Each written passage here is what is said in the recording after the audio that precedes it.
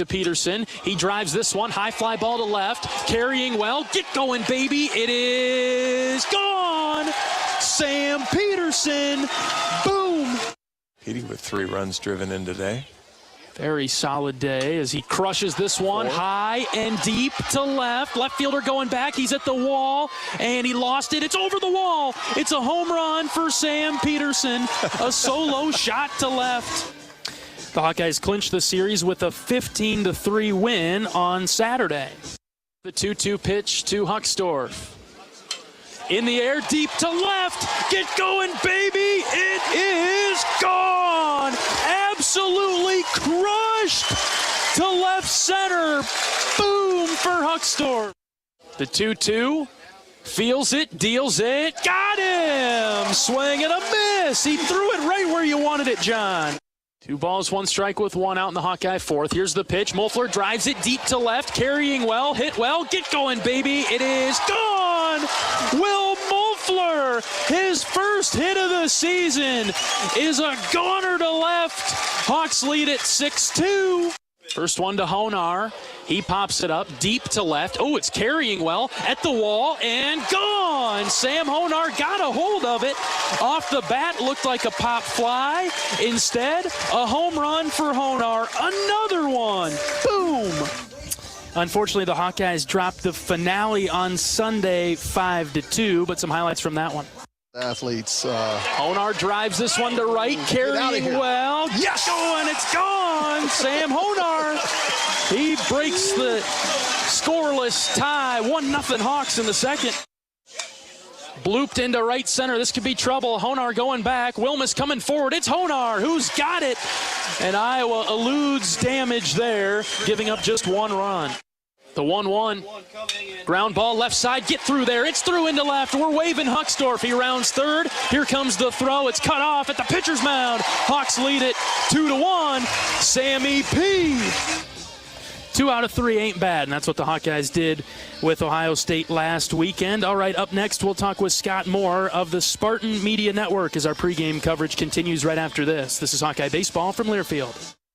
When you're in the eastern Iowa area, be sure to visit and connect with the official local business partners of the Iowa Hawkeyes. The Hotel at Kirkwood Center, Iowa's premier luxury hotel, the Jill Armstrong team, with Skogman Realty, the area's premier realtor, and Options Exteriors, your preferred local roofing and exterior company. Jill Armstrong and her team strive to make every buyer and seller at ease with the real estate process. Contact the Jill Armstrong team with Skogman Realty for all of your real estate needs. Call 319-631-5455.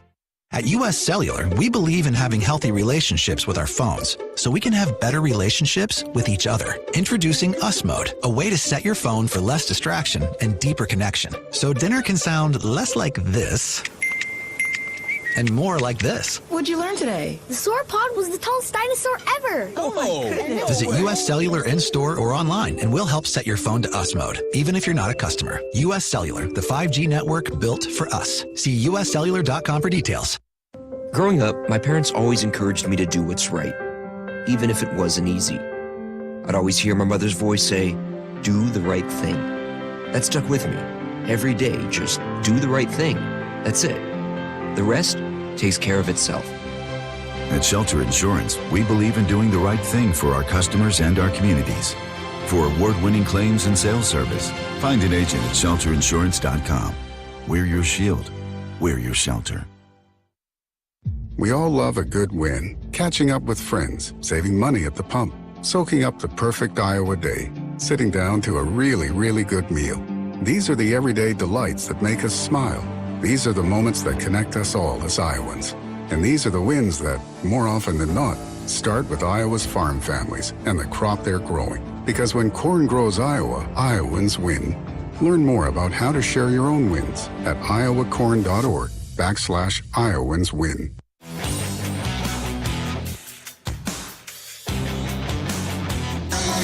Welcome back to pregame coverage of Iowa Hawkeye baseball. Today, the series opener with Michigan State, the Spartans in town. We're joined by Scott Moore of the Spartan Media Network. He joins us on our pregame show from Banks today. Thanks for coming on, Scott. Oh, no problem. I love going on the air.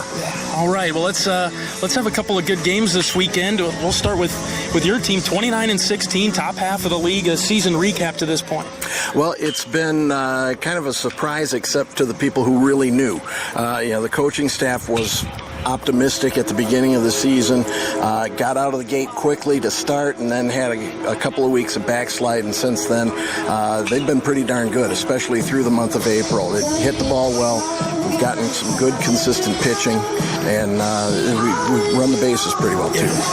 What's different about the team this year than in years past? This is by far the best season you guys have had in a while. Best season we've had in a bit. The key to the whole thing has been the pitching. There were questions as to how consistent the pitching could be this season. It has turned out to be pretty good, but the offensive and the defensive leadership and strength, and these guys have been playing together for a few years. I would argue that there is no better double play combination in this league than Mitch Jebb and Trent Farquhar at short and second base. Dylan Kark has made a quantum leap in his defense and his offense, and Brock Vredenberg has really come into his own this year. That's really incredible. We'll get to some of those guys in a minute. I think if as Hawkeye fans are listening to this, they might look and say, well, you just got swept by Illinois, and maybe it's not that big of a deal, but there's no team more dangerous than one that just got swept, in my opinion. Well, and that's obviously what we're hoping for this weekend. But the weekend at Illinois was odd. Their place isn't particularly small, but it plays smaller than it is at times.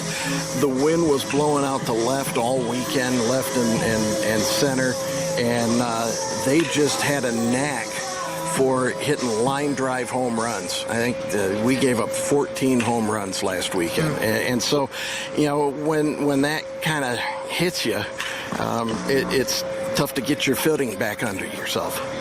I talked with Scott Moore of the Spartan Media Network on our pregame show from Banks today. Okay, you talked about some of those guys offensively. As a team, is this a power-hitting team, speed team, contact? What are the Spartans like offensively as a unit? They like to hit and run. They like to move on the bases when they can if the situation's right. There is a fair amount of power. Brock Vredenberg leads the way with 12 home runs on the season. But the thing about Vredenberg that's been so odd this year, he's a power hitter. He's a big guy, big left-handed bat, but he's hitting well over 440 for the season, and he's got fewer strikeouts than walks. So just his concentration at the plate has been outstanding. As a matter of fact, the top three in the batting order, Farquhar, Jebb, and Vredenberg, all have more walks than strikeouts. With Vredenberg, you think Big Ten Player of the Year? He's a candidate for it for sure. There are some other guys that hit a lot of home runs. He is very good defensively. I could support that, certainly, but I'm not sure. We've seen some other good players this year, and I know, we didn't get a chance to see Maryland. I know they've got some good players, and we haven't seen your guys yet, so we don't know. You talked about the starting pitching a moment ago. Their stats seem to stand out a little bit to me. It looks like it's pretty solid. It's pretty solid. We start a freshman on Fridays, which is almost unheard of, but Joe Jerwa has been very good. He had a couple of games a couple weeks ago where it kind of fell apart on him a little bit, but he rallied after that. He was good, even though the team lost on Friday at Illinois. The Friday starter has really been kind of the mystery, and they look like they've focused in on Higgins. Solid pitcher, nothing flashy, but he'll get you some innings. And then Nick Powers has the ability to be fantastic. We've seen it in the past. He was injured most of last season, kind of battled through it. This year, he looks like he's healthier, and while he's not a power pitcher, power lefty, his pitches move, and he changes speed effectively. So that's what we got. And then Wyatt Rush out of the pen has been lights out. All right, we'll keep an eye on all those guys. Scott, before we let you go, how do you see this series playing out, maybe for Michigan State to be successful, or just in general, how you see this going this weekend? Well, I'm telling you right now, I'm looking out over the left field and seeing the wind blowing out to left, and I'm getting PTSD from last weekend at Illinois. I just talked with our coach. He says, there are a lot of good teams. This is a good team, but you know what? We think we're good too. So, our guys are kind of up against it with the 3 losses at Illinois. We need wins, and there's no question about that. We've got Iowa this weekend, Indiana next weekend. Wins are going to be hard to come by, so if we get an opportunity, we got to jump on it. All right, Scott, really appreciate the time. Best of luck to you this weekend. We'll talk to you soon. Thank you. Scott Moore of the Spartan Media Network on our pregame show from Banks. Coming up after this, we'll talk with head coach of the Hawkeyes, Rick Heller. This is Hawkeye Baseball from Learfield.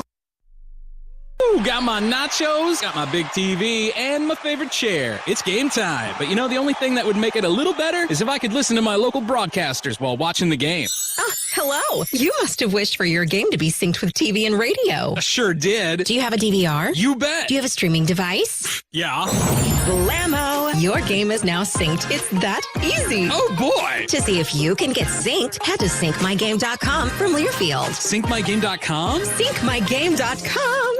At US Cellular, we believe in having healthy relationships with our phones, so we can have better relationships with each other. Introducing Us Mode, a way to set your phone for less distraction and deeper connection. So dinner can sound less like this and more like this. What'd you learn today? The sauropod was the tallest dinosaur ever. Oh my goodness. Visit US Cellular in-store or online, and we'll help set your phone to Us Mode, even if you're not a customer. US Cellular, the 5G network built for us. See uscellular.com for details. After a cancer diagnosis, it's natural to want to start treatment right away. But first, get a second opinion from a team that specializes in your cancer. I'm Dr. George Weiner, Director of University of Iowa Holden Comprehensive Cancer Center. Before you start treatment, you deserve to be confident you have the right diagnosis and know every option available to you. So whether it's with us or somewhere else, get a second opinion. It can change your care and your life. Here's an easy pill to swallow. Right now, earn a 5-cent fuel saver on every prescription you fill at your Hy-Vee pharmacy. That's 5 cents off per gallon of gas for each prescription filled at Hy-Vee. Hy-Vee makes it easy to fill your prescriptions. Just call or stop by your local Hy-Vee pharmacy and let us handle the rest. You can also fill online or use the mobile app. Fill a prescription and start earning today. Some restrictions apply. See your pharmacy or Hy-Vee.com for details.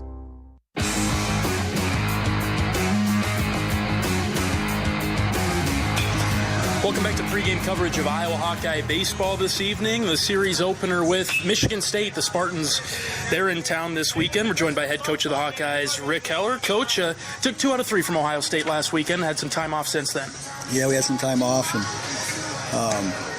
tough loss on Sunday against Ohio State. One you wish you could have back. 2-2 game in the 7th, and we didn't throw strikes in the bullpen and kind of gave it to them. And you hate to lose that way when you walk out and you don't feel like you got beat. You feel like you gave it to them, And to their credit, I thought that they pitched way better on Sunday than they had in the rest of the series. They kept the ball down.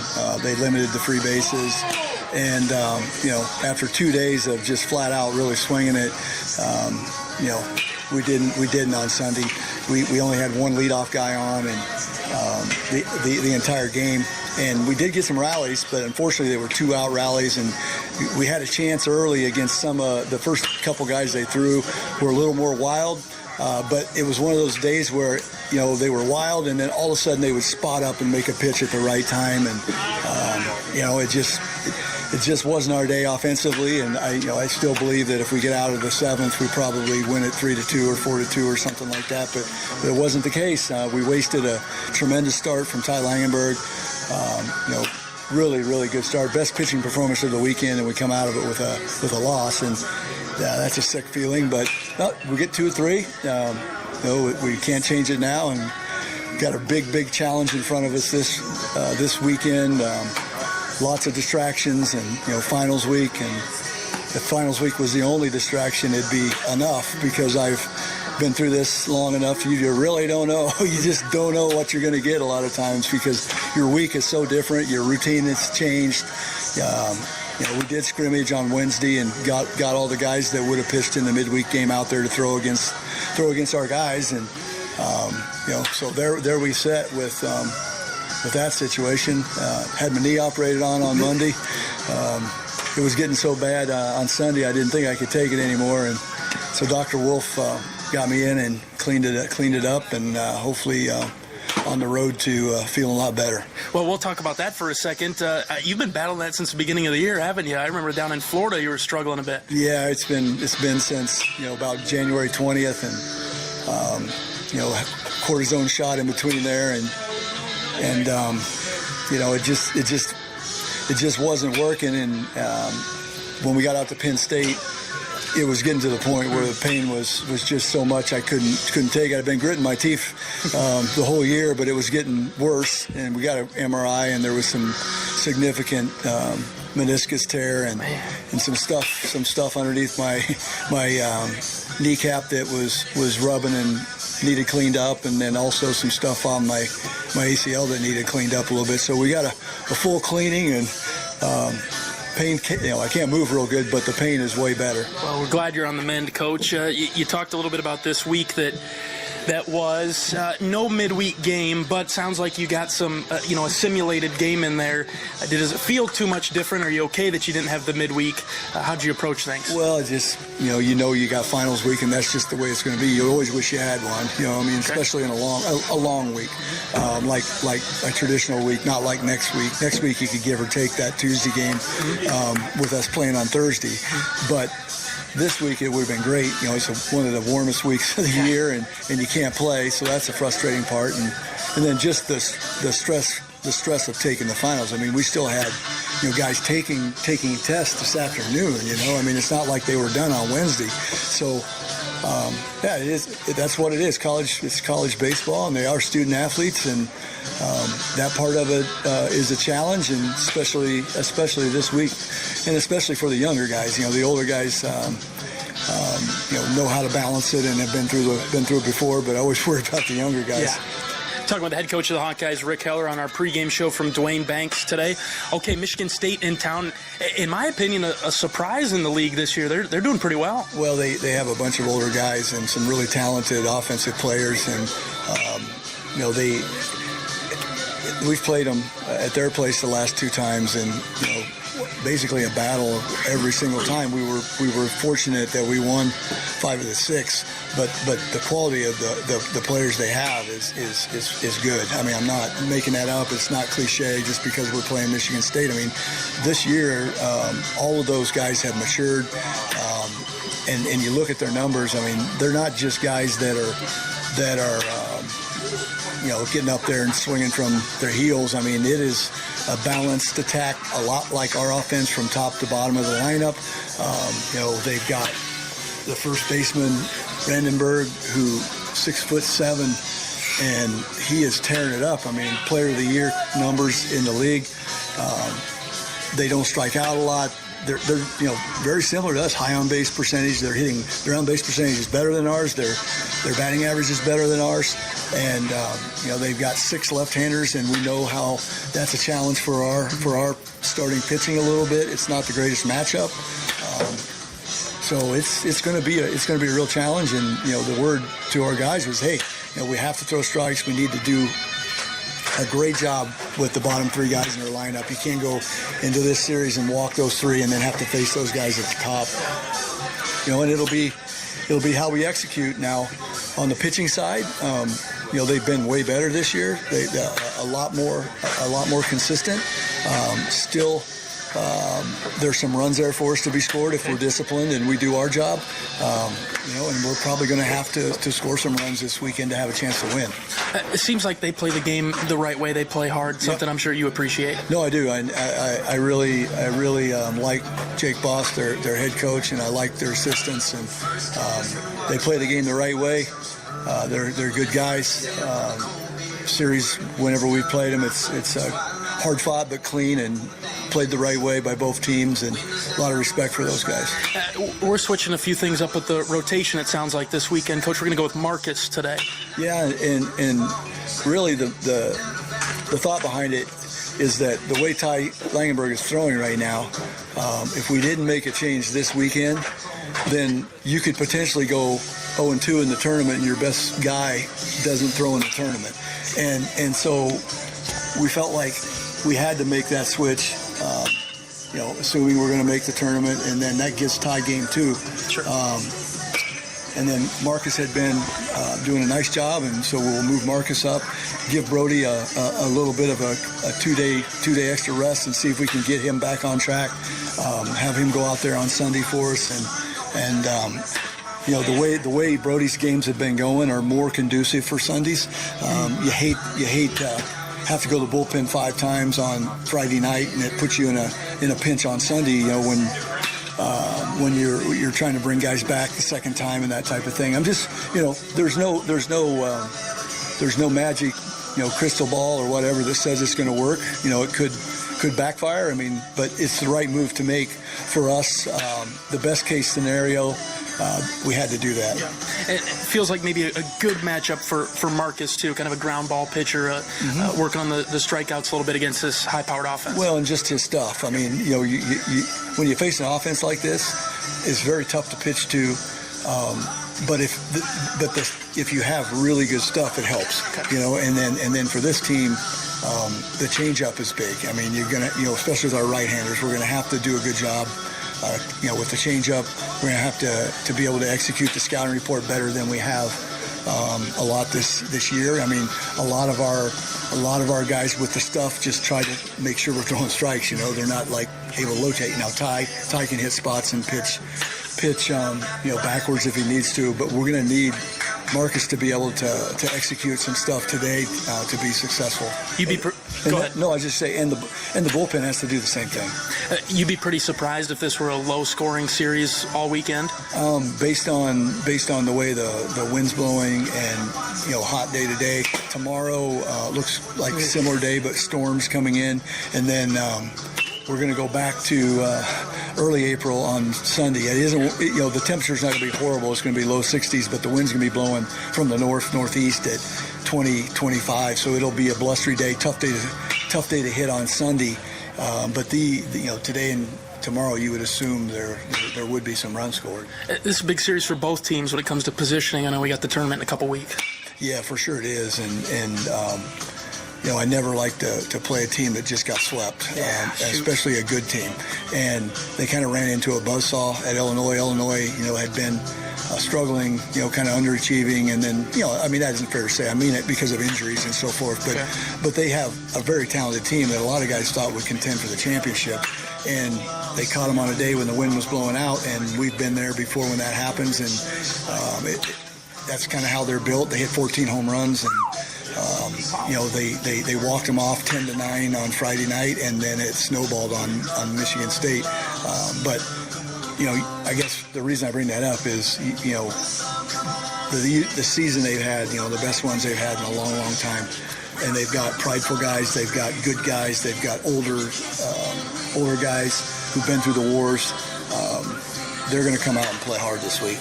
We're going to get their best today and this weekend. There's no doubt about it. And, no excuses. We've got a lot of things we could make excuses about, but we just have to find a way to get it done. Our guys will be ready for the battle, ready for the challenge. Coach, a couple of keys to victory to get off on the right foot tonight. Well, it would be great if Marcus gives us a quality start and limits the free bases. And like I said earlier, with the top 6 guys in their lineup, we need to do a good job with the bottom guys. We can't let those guys hurt us, and we can't walk them and put them on base. We got to make them earn their way, so that if the top hurts us with the long ball, that those guys aren't on base. We're also going to have to do a good job with the running game. They've got good team speed. A lot of their power guys can run. They got good bunt guys, and we're going to have to do a good job with our holds on the mound. They've stolen 65. They run a lot. They haven't. Their percentages aren't as high as ours. I think they've only succeeded 72%, something like that, maybe, which isn't great. But The point is they're going to try. Okay. You know what I'm saying? I mean, they're going to go. And so we have to be able to deal with that and go from there. But then the other one is with an offensive team like this, I really challenged our defense. I mean, we've been playing good defense. We have one of the best defenses in the Big Ten. And today's the day, I said, today's the day that we all go out with the intent of making game-saving plays defensively. Because if we can help our pitchers out against these offensive guys that are going to put the ball in play, let's be up to the challenge and let's make some plays and play the best defense we can and give them support. And then, offensively, I guess you just hope that guys are clicking again. I mean, baseball's baseball. You're not going to be hot all the time. Yes, we all know that. But consistent, quality at bats, getting on base, even if we're not, if a guy's going slow with the actual hits, let's get on base. All right, we'll be on the lookout for all those keys. Coach, thanks for your time. Let's win the day, take down the Spartans. All right, thanks, John. Head coach of the Hawkeyes, Rick Heller, on our pregame show from Dwayne Banks. We're back right after this. This is Hawkeye Baseball from Learfield. At Oak Knoll, our mission is to provide exceptional retirement living and health services through life care. I'm Steve Rowe, Executive Director. We are a not-for-profit life plan community and have served Iowa City for more than 55 years. Our team helps residents create home by living our values of caring, respect, enthusiasm, awareness, teamwork, and encouragement. If you're looking at retirement options, visit our website at oakknoll.com. We want you to lead life your way. Go Hawks! Here's an easy pill to swallow. Right now, earn a 5-cent fuel saver on every prescription you fill at your Hy-Vee pharmacy. That's 5 cents off per gallon of gas for each prescription filled at Hy-Vee. Hy-Vee makes it easy to fill your prescriptions. Just call or stop by your local Hy-Vee pharmacy and let us handle the rest. You can also fill online or use the mobile app. Fill a prescription and start earning today. Some restrictions apply. See your pharmacy or Hy-Vee.com for details.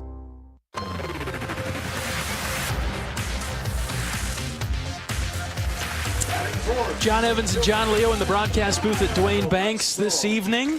Starting lineups being announced right now. We'll get you those in a second. First, let's pause 10 seconds for station identification. This is Iowa Hawkeye Baseball.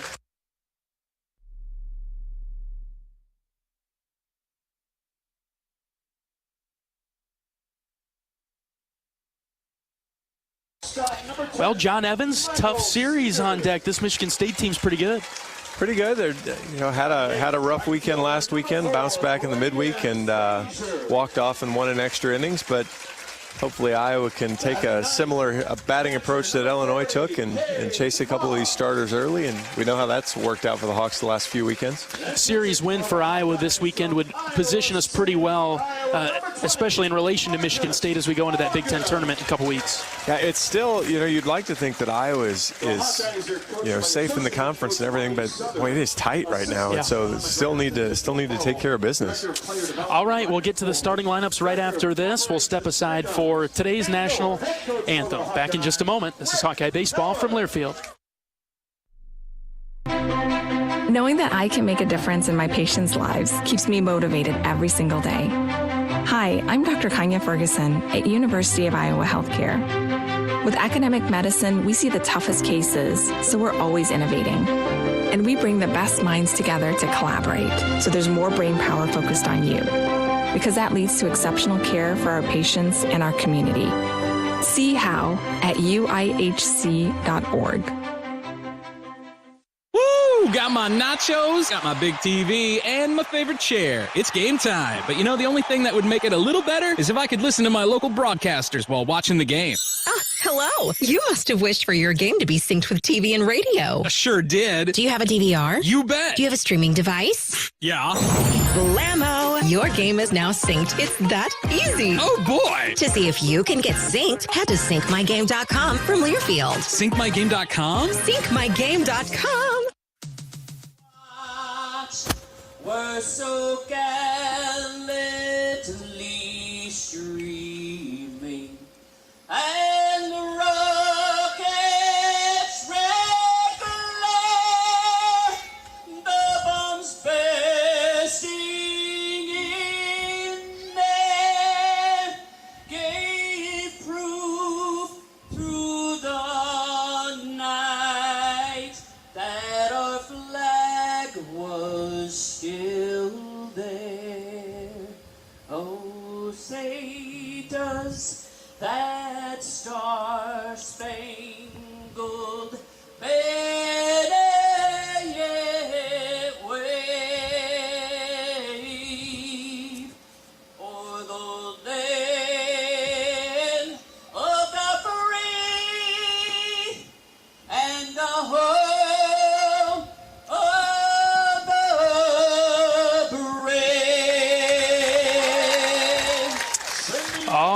State national anthem is complete here in Iowa City. We're moments away from first pitch today between the Michigan State Spartans and the Iowa Hawkeyes. It's time for today's starting lineups. We'll go first with the visitors from East Lansing. The Michigan State Spartans 29-16 overall. They are 10-10 on the road. They are 10-8 in the Big Ten. Spartans head coach is Jake Boss Jr. in his 15th season at MSU. All right, they're led off by Trent Farquhar, their second baseman, followed by Mitch Jebb and Brock Vredenberg. Vredenberg's their best offensive threat. Jack Frank, Brian Brecker, and Sam Bush make up the middle of the order for Michigan State. 7, 8, 9, Dylan Kark, Casey Mays, Greg Ziegler for the Spartans. On the flip side of things for Iowa, the Hawkeyes 34-12, 20-3 at home, 10-7 in the Big Ten, currently in fourth place. Head coach of the Hawkeyes is Rick Heller in his 10th season. Defensively for Iowa, from the infield side of things, Brendan Durigge at first, Sam Honar at second, Michael Seegers at short. Over there at third is Raider Tello. Out in the outfield today, left to right, Sam Peterson, Kyle Hucksdorf, Braden Frazier getting the start in right today. Ben Wilmus is in the lineup. He is the designated hitter today. Iowa going with a couple of changes in that regard. Doing the catching behind the plate is Cade Moss. And then, as you heard from Coach Heller in pregame, a change of the rotation this weekend. Felt like it was the right time to do it.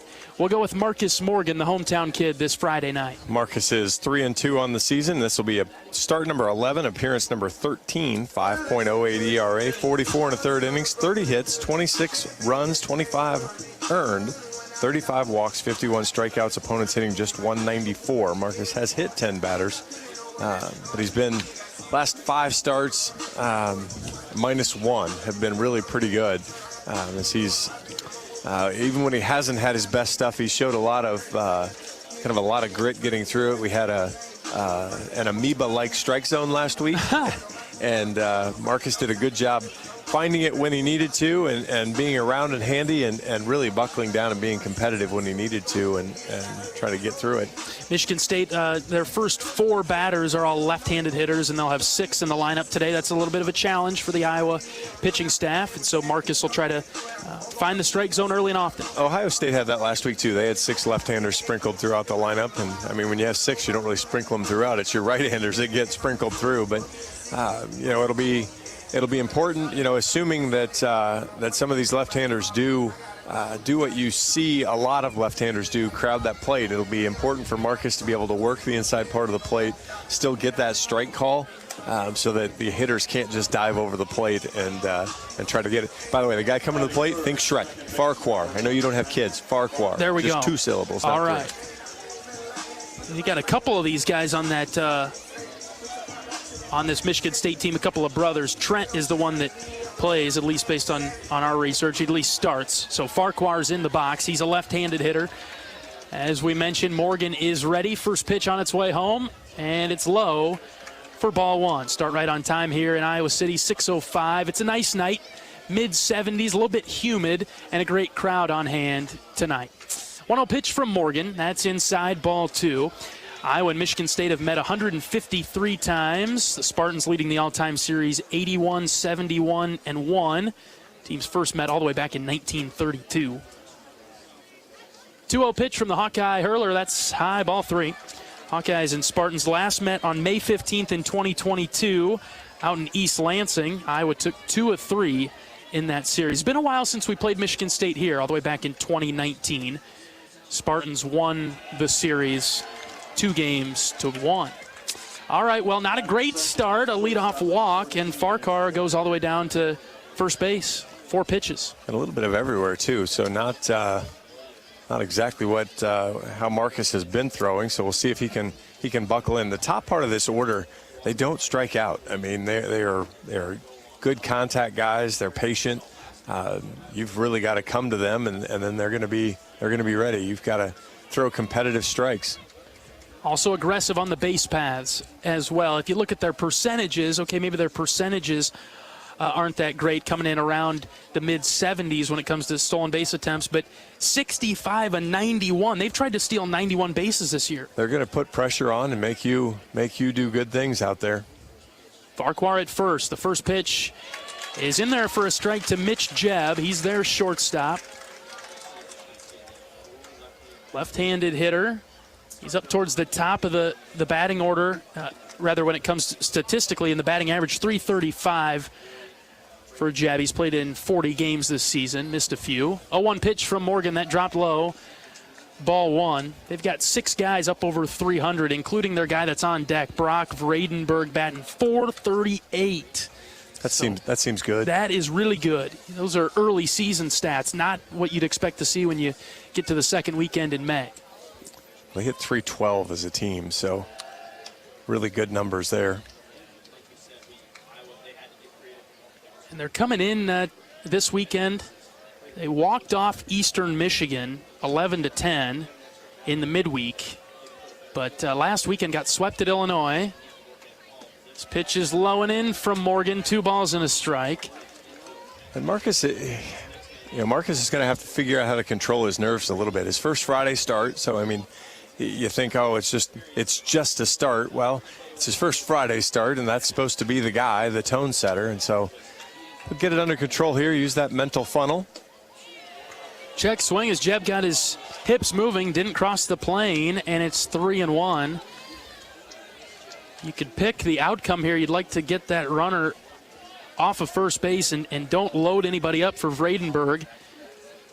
Beggars can't be choosers, however. 3 balls and a strike with nobody out, just underway from Iowa City. Morgan gets the sign from Moss. He's ready. They'll check on the runner over there at first. DeRiggi battles the sun and snags it out of the air.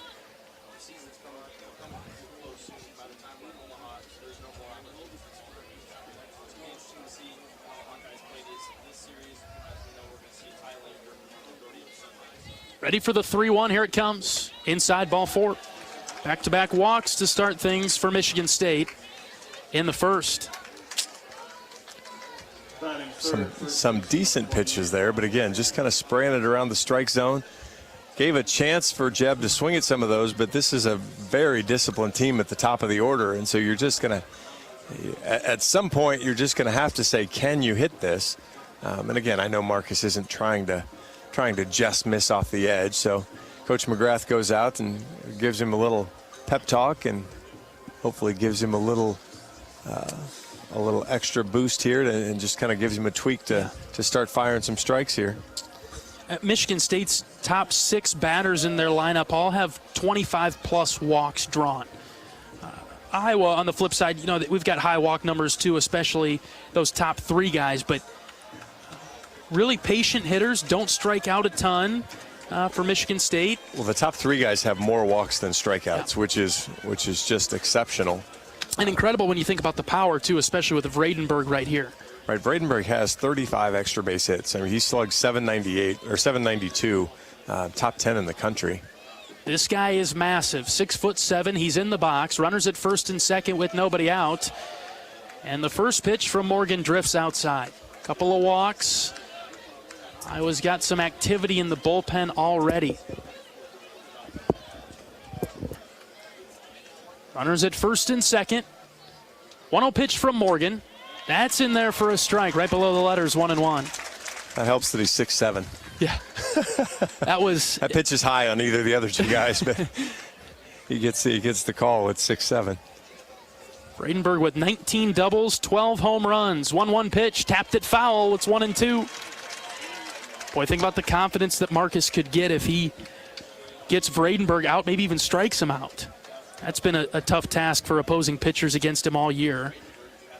Yeah, he struck out a couple more times than those top 2 guys, but again, not a free swinging bunch. The 1-2, swing and a miss. Got him with the fastball, 1 down. Good bounce back there. Marcus just reared back 95 miles an hour, just on the outside part of the plate. Rings up the first out, and he's 1 good pitch away from being out. That's huge to get Vredenberg out on strikes. You bring up a high strikeout guy now with Jack Frank. High walk, high strikeout, hit by a ton of pitches too. So he comes in from the left-handed batter's box. Once again, we'll have a righty on deck in Brian Brecker if we get there. Michigan State with runners at first and second. 1 out in the top of the first. We're just underway in Iowa City. Morgan goes fastball just low and out to start off the at-bat. Really pumped it in there. Came in at 95, but just off the plate and a bit low. Good pitch, just missed. And again, kind of with what's gone on so far, Michigan State hitters are going to be a little choosy. So he's going to have to show he can throw strike one. 1-0 pitch, swing and a miss, 1-1. Good off-speed pitch there, kind of fooled him. Yeah, you could tell there was a little hitch in that swing, right? Tried to go up and get it and time it up, and he was wrong. 1 ball, 1 strike, and 1 out. The pitch from Morgan. Ooh, way inside, almost hit him. Good backhand stop there by Moss to prevent it from getting to the backstop. Really nicely done there from Cade. Didn't catch it clean, but kept it right in front of him, so runners couldn't go anywhere. Got Braden Frazier out and right. He's playing deep, a couple steps in front of the track. As Frank, the left-handed hitter, is in the box. 2-1, swing and a miss, 2-2. High heater. Went back upstairs again, threw a good fastball. You had his level down a little bit when you threw that breaking ball low and inside. You get the fastball up again. See if he doubles up or if he tries to bend it back down and change the level again. Check on the runner at second. The pitch is hit right back to Morgan. Seegers will pick it up. He'll step on the bag for 1. On to first. Double play. There's your 1 pitch away from getting out of trouble, John, and we did it. Marcus was, I think he was relieved. At first I thought maybe he hurt himself as he got out of the way of that ball, but he trotted off the mound nicely and no harm done. Couple of walks, but a strikeout and then a double play, and that'll do it for the top of the first. Iowa holding Michigan State scoreless. Ben Wilmus, Raider Tello, Brennan Duriggi, they're in the box for the black and gold right after this. This is Hawkeye Baseball from Learfield. We all love a good win. Catching up with friends, saving money at the pump, soaking up the perfect Iowa day, sitting down to a really, really good meal. These are the everyday delights that make us smile. These are the moments that connect us all as Iowans. And these are the wins that, more often than not, start with Iowa's farm families and the crop they're growing. Because when corn grows Iowa, Iowans win. Learn more about how to share your own wins at iowacorn.org/IowansWin. At Mid-American Energy, we want to help keep you safe around power lines and electrical equipment. Always assume a power line is energized, even if it's on the ground. To avoid the risk of an accidental shock or electrocution, avoid touching a power line with anything. And when you see high voltage warnings on transformers and substations, stay away. We care about you and your safety. Get more tips at midamericanenergy.com. Paid for by the customers of Mid-American Energy.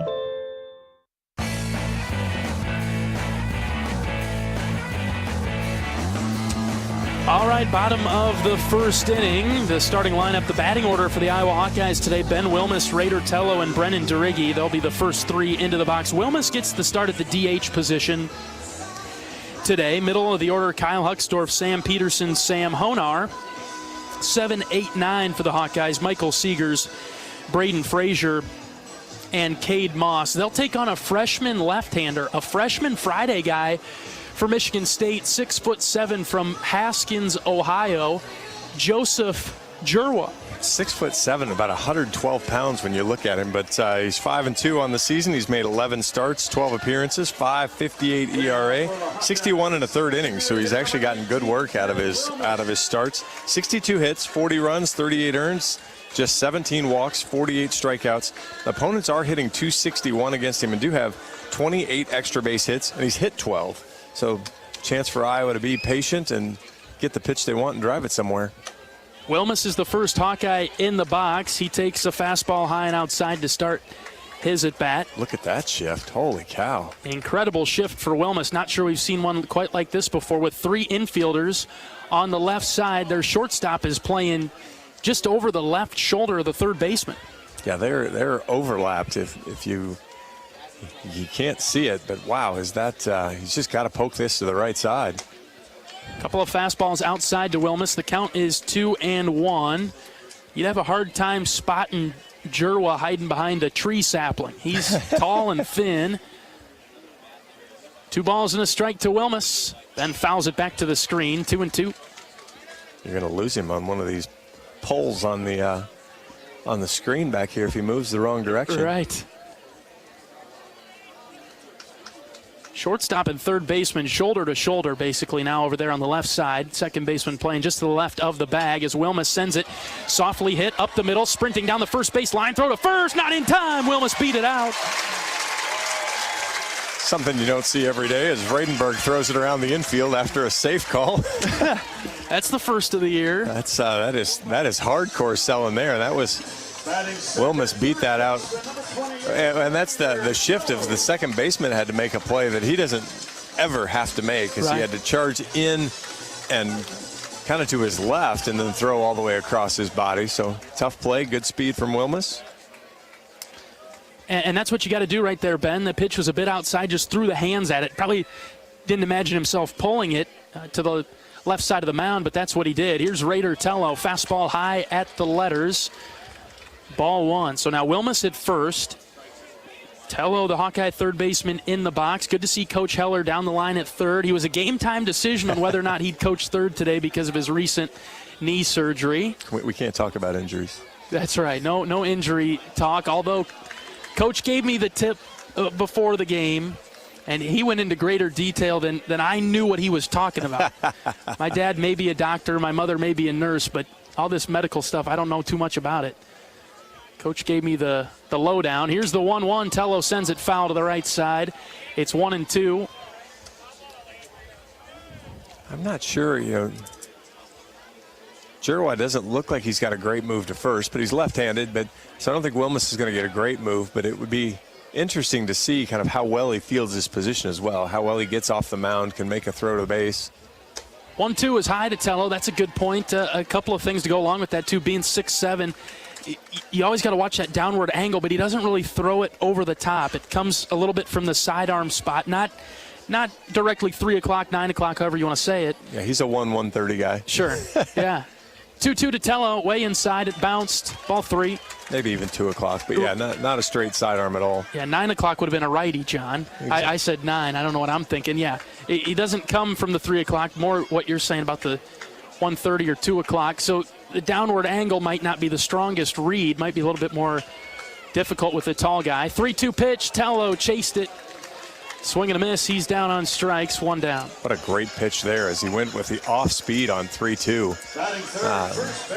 Hit right at the bottom of the zone, so probably gonna punch him out if he doesn't swing at it, but had him completely fooled and swung over the top anyway. Quite a difference in those pitches, isn't it, from the fastball to the off speed? Yeah, he's upper 80s with the fastball, and his breaking ball's been in the mid 70s so far, so good 10, 12 mile an hour difference. Slow on the way in. First pitch strike to Brennan Deriggi, who's in the box for the Hawkeyes now, the left-handed first baseman. Wilmus over there at first yet. This is the type of guy, he does a good job of staying on and going to left field with, or left center field gap. Off-speed pitch just floated outside. I think Michigan State's kind of onto you a little bit because their left fielder, Mays, he's got his heels maybe a step or two from the track out there and left. Well, Brennan wants to give somebody a graduation present over there at Carver Arena. 1-1 pitch to Deriggi. That's outside. Ball 2. Busy weekend here in Iowa City. Finals are all wrapped up. We've got graduation commencement ceremonies going on. We're looking across the street to see people filing into Carver for tonight's festivities. You're a bit tied up tomorrow, John. I'm going to leave you at some point tomorrow. 2-1 catches the outside corner, 2-2. That's a tough pitch. Yeah, not a whole lot you can do with that one. So that's a double play ball if you make contact. Yeah, exactly. Probably better to go ahead and take that one, see if you can get a better pitch here on 2-2 and do some better damage. Jerwa's ready. Here's the 2-2. Foul tip into the glove. Another strikeout back-to-back for the Michigan State pitcher. 2 down. It'll be up to Kyle Huckstorf to get Wilmus moving. A good fastball there up in the zone. Might have been a little bit of a chase, but it was going to be pretty close there at the top of the zone. Haven't noticed a pattern out of this pitcher yet.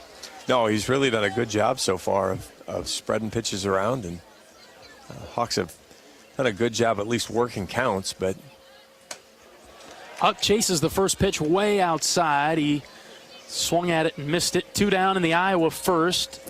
Wilmus with an infield single. He stands at first base. They've got the same shift on for Huck that they did for Ben with those 3 infielders over there to the left side close to the line. The 0-1 pitch is high and out.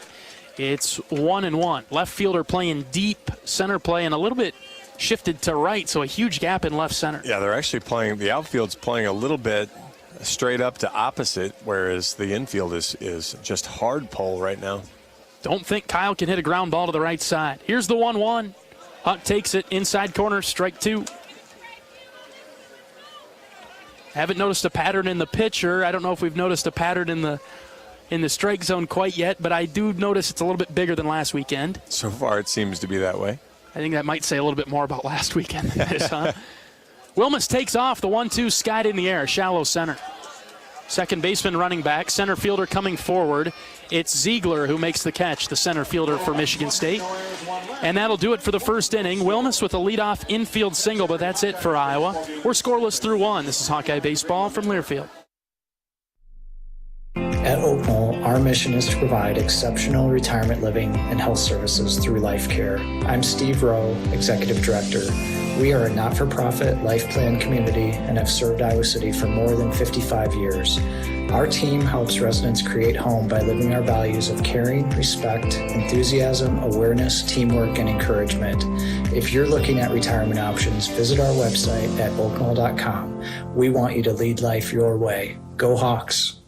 When you're in the eastern Iowa area, be sure to visit and connect with the official local business partners of the Iowa Hawkeyes. The hotel at Kirkwood Center, Iowa's premier luxury hotel. The Jill Armstrong team with Skogman Realty, the area's premier realtor. And Options Exteriors, your preferred local roofing and exterior company. Handling all of your exterior needs from roofing, siding, windows, and gutters. They've got you covered. Providing free damage inspections and help filing insurance claims. Call 319-343-6376.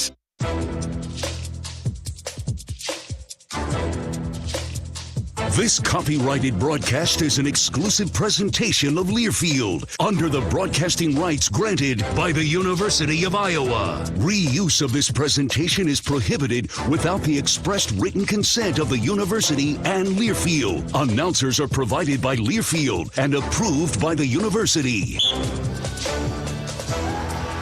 5-6-7 due up for Michigan State in the top of the second inning. Brecker, Bush, and Kark coming to the plate. This will be the first right-handed hitter that Morgan will see. So who threw less pitches in the first inning, Jerwa or Morgan?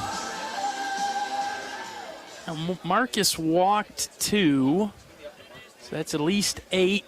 But we hit into a double play, so it wiped that away. I bet they tied. Marcus threw 2 less pitches in the first inning. Wow. Wouldn't have thought that. With the start, and Jerwa, this one hits Brecker on the elbow guard. So the leadoff man on again for Michigan State. Jerwa had a couple of strikeouts, so it took him a while to get a couple of outs. I guess that would make sense. Yeah, they were big full counts too, or a big 2-2, a lot of pitches. Sure. But we need Marcus to start finding strikes a little bit quicker. This is the part of the order now. He's got to go back. Got to go back and find the strike zone. You've got 40 strikeouts, 30 strikeouts, 54 strikeouts. Whoa. Not going to start with a strike on that one. High and outside to Sam Bush. He's their DH. And let's take a look at this guy. He's up there too, 6'5", hometown kid from East Lansing. 1-0 pitch from Morgan. Popped up right side, foul territory. Over towards the seats. Moss is giving chase, but it will find some fans down to the right. I was counting them up when we started talking about 7 guys, 6'5" or over on the Michigan State roster. That's incredible. Tall drinks of water there. Bush might have helped Morgan out on that pitch, high and in a little bit. Probably should have swung at that one. That's a strike on the inside corner, 1-2. Yeah, took a much better pitch that time. Maybe he didn't like the high and in feeling and decided to stay away, but Marcus able to bring it back a little bit over the heart of the plate. 1 ball, 2 strikes with nobody out. Runner at first. Pause from Morgan. Still pausing. Here's the pitch. Just downstairs. Ball 2.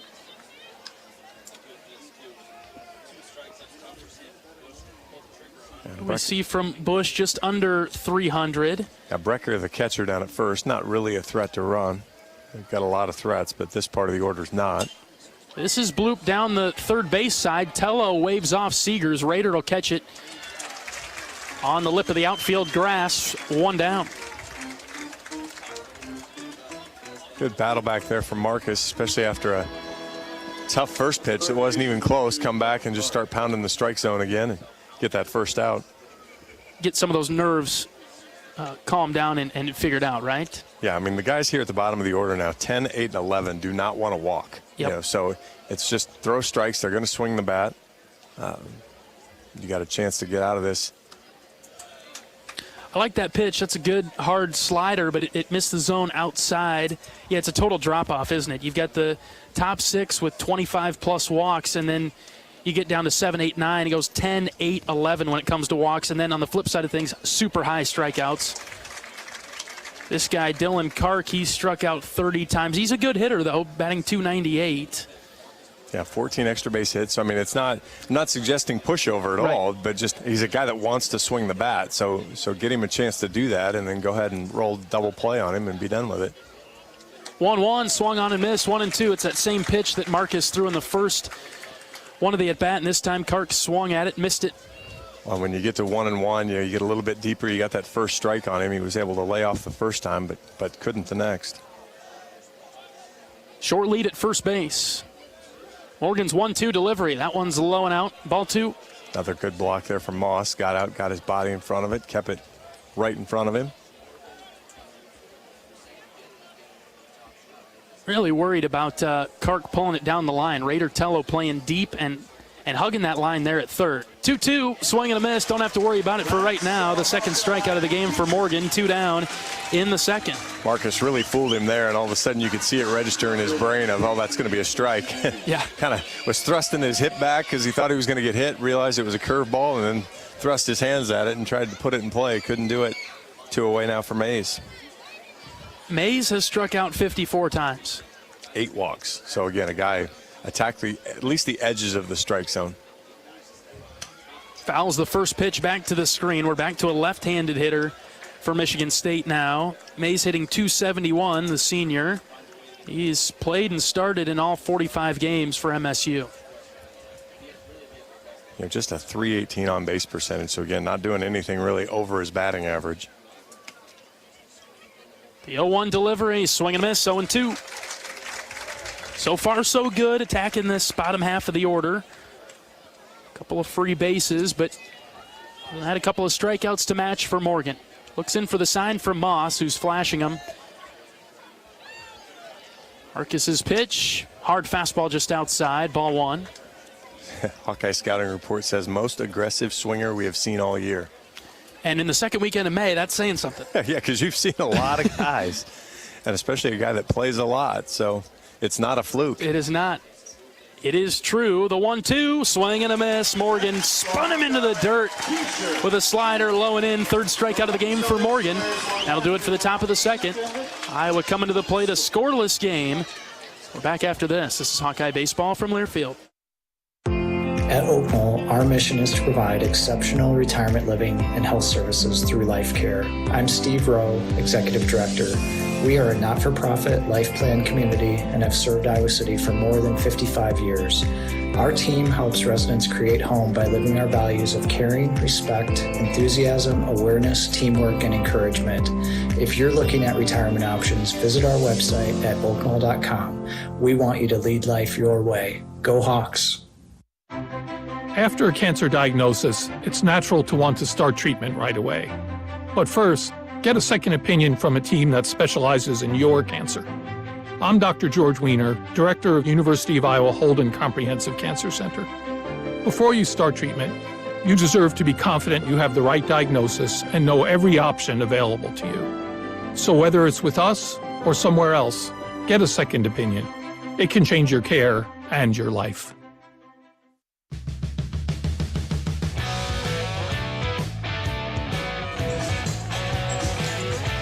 Sam Peterson, Sam Honar, Michael Seegers, they're due up for Iowa in the bottom of the second inning. Nothing doing for either team so far, but not even a full turn through the order.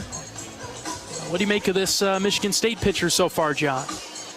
Well, he's kind of what was advertised. Been in the strike zone, been right around there, and has gotten ahead and been able to kind of dictate the at-bat there. So kind of like to see maybe the Iowa hitters find a pitch earlier in the at-bat, catch one on the white of the plate early and go ahead and drive one. I'm trying to think. We haven't seen a pitcher like this year, have we? Not on the left side. Senard, the big, tall right-hander from Indiana, but we flip sides. He's really thrown. He's really brought, with both Huck and then with Petey, really started off with the off speed and not afraid to throw it. Went 3-2 with Tello through that. Yeah. So Hawks will really have to try to find a way to identify that breaking ball a little quicker because it's a huge difference. Again, 12 to 15 miles an hour and how that pitch comes in. Peterson is in the box, swung and missed the first pitch that he saw. The second one just outside. It's 1-1. It'll be one of those games where Iowa stick to the process and maybe you try to pick up on some tips, but so far, as Peterson skies this deep to left, it's carrying well. Absolute no-doubter, Sammy P. Boom!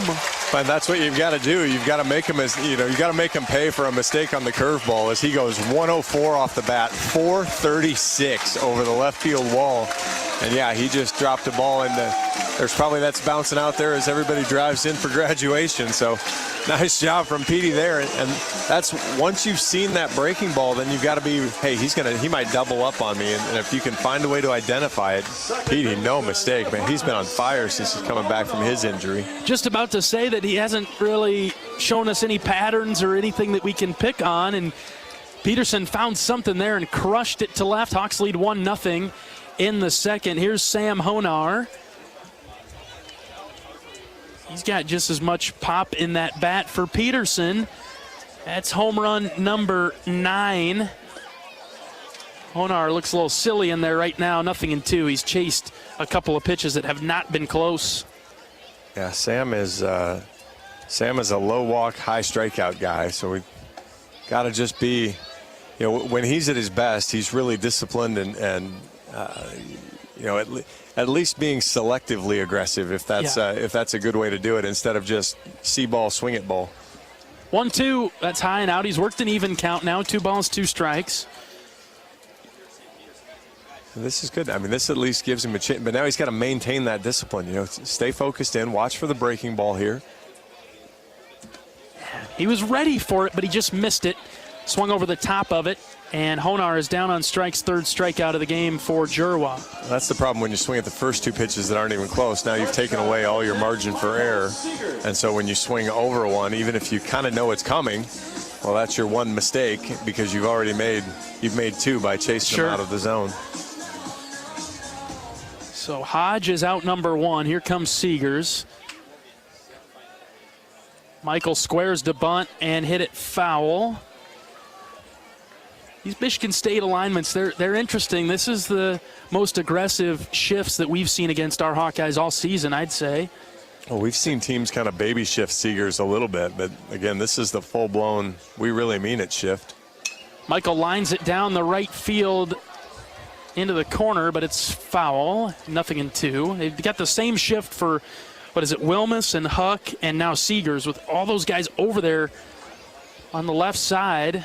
Take away that kind of 5.5 hole over there on the left. 0-2, Michael pops it up down the right field line. First baseman Vredenberg giving chase near the half wall. He basket catches it right in front of the wall. 2 down. So one area where we have plenty of foul territory is kind of right in that triangle, outfield grass, and gave him enough room there. 6'7" was able to range far enough down the line to pick one up. 2 down, bases empty for Braden Frazier. Frazier getting the start and right today. First pitch, Braden sees, sends it down the third baseline. It's fair into the corner. Braden's digging for 2. It'll be a stand-up double with 2 down for Frazier. And again, that's kind of what I was talking about earlier, is if you can jump on that pitch and punish him when he does throw a strike, kind of that get me over strike. Frazier was ready for it. It's good fastball, kind of low and away, but Frazier was on it right on time, pulled it right down the line. Diving third baseman there, that was Kark that couldn't come up with it. Got into the corner. Hawks have a chance to get one more here. Shift that, John. They probably should have shifted. They had Frazier more straight up. Look how they're playing Moss. Pretty shallow in the outfield, especially to the right side. First pitch to Cade, right down central. That's strike one. That's the one you got to make him pay for. That was a get-me-over fastball. Just center, 84 miles an hour. Don't know if you'll see it again. Moss close to the plate. Cade will take this one low and in. That's a ball. Iowa with 3 hits through the first couple of innings now. Leading 1-0 with 2 outs in the second. And I'm not sure if he's switched to a little bit of that's just a firm changeup now that he's throwing. Moss hits this down the third base side. This will be foul, just to the left of the bag. He does have one, but it's supposed to be, at least the scouting report has pretty good variation in velocity, but the last 2 pitches he's thrown have been firmer, but not full fastball speed. Try to identify that just as the hitters do. 1 ball, 2 strikes with 2 outs. Jerwa comes set. Frazier, big lead at second base. Here's the pitch. Up and in. That's ball 2. Close, but out of the zone. Says you. You're quick on that today. I can't peek over at TrackMan. You've got it off the screen before my eyes can adjust. Nope, we're gonna go 3 innings today without complaining about a pitch. So we're that way we just won't even look. I looked for Petey's home run. You're building my discipline. Here's the 2-2. Good job. Lined over the shortstop's head and down. They're going to wave Frazier. Come on, Braden. Here comes the throw. It's up the line. It's cut off at the mound. RBI single. Cade Moss. 2-0. That was a relatively weak throw there from left field, and Coach Heller knew it the whole way. Frazier, maybe a little bit like didn't know how many outs, was almost holding up there as the ball was going over Jeb's head. It's like 2 away. Just keep right on rolling. But good piece of hitting there from Moss. Went down to get it. And the Hawks have put up a couple here in the bottom of the second. Putting the pressure on Michigan State now. It's 2-0. Here comes Wilmus. Back to the top of the order. First pitch to Ben. He takes it for a strike inside corner. Don't worry, John. I'm not even going to look. No, I was just looking at the velocity again, just trying to see. He's already down 2 or 3 at least miles an hour from where the game started. Big hole on the right side for Ben. Fouled it off the catcher's glove, 0-2. We've talked a lot about when Wilmus is at his best, it is through that right center field hole. And I don't care whether it's up in the air or on the ground. When he looks to drive a ball the opposite way, he'll still pull it in out. But when his approach is hit it hard to the right, he gets a lot of mileage out of that. Down in the count right now, though, 0-2. And this could set up for him to push it over there to the right. Just throw your hands at it. Way up and in, ball 1, he turns away from it. I mean, that's 83 miles an hour, 84 miles an hour again. Really? Yeah. So there's... And nowhere on the scouting chart does it say that he throws a pitch like that. Right, so unless he's got a new cutter he's working on or something that's a little off speed. This is downstairs to Wilmus. 2 balls, 2 strikes now. But he's not getting that velocity he was getting even in the first inning. So, he's up... just up over 40 pitches now, so you wouldn't think he'd be, because he's averaging, over 5 innings an appearance. Wilmus fouls this one straight back to the pad. He'll stay alive at 2-2. Yeah, I like the approach, and you've seen a lot of the guys carry it and done a really nice job of attacking balls in the white and fighting off balls on the black. Get this pitch count up even more than it already is, right? Here comes the 2-2. That's low and in. Sweeping curveball that missed around the shins. Good discipline there from Wilmus to take it, not swing right over the top of it. So again, hopefully he identified it early, saw it, and that'll allow Moss to get a running start here with full count and 2 out. Find a way through that right side. You go to the gap in right center, Moss can score. Here comes the 3-2. Popped up to center instead. Right to Ziegler out there. And he's got it for the 3rd out of the inning. But a couple of runs come across. It's a solo home run from Sam Peterson. RBI single from Cade Moss that brought home Braden Frazier. Hawks lead at 2-0 through 2. We're back after this. This is Hawkeye Baseball from Learfield. Knowing that I can make a difference in my patients' lives keeps me motivated every single day. Hi, I'm Dr. Kanya Ferguson at University of Iowa Healthcare. With academic medicine, we see the toughest cases, so we're always innovating. And we bring the best minds together to collaborate, so there's more brain power focused on you. Because that leads to exceptional care for our patients and our community. See how at uihc.org. You probably know that a natural gas leak smells like rotten eggs. But what does a gas leak look or sound like? If you hear a whooshing or hissing sound, see dirt, dust, or water spraying from an area, or you get dizzy or queasy, leave the area immediately, then call 1-800-595-5325 once you're safely away. See midamericanenergy.com for more safety tips. Paid for by the customers of Mid-American Energy.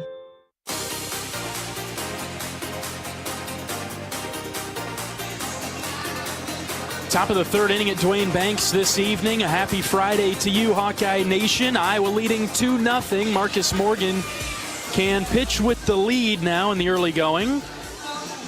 Feels like a big inning on a number of levels. First of all, that shutdown inning that we always talk about, John, but then, break that trend of letting the leadoff guy get on. In the first, we walked their leadoff guy. In the second, we hit him.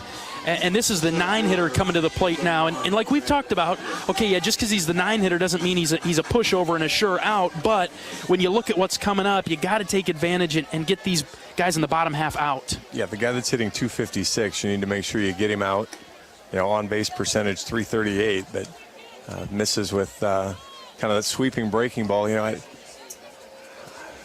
know the idea, but I'd like to see called strike one of these times. Yes.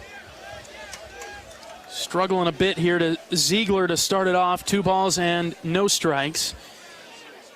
Farquhar's on deck, followed by Jeb. Those guys walked their first time up. 2-0 from Morgan. That's in there for a strike on the inside corner.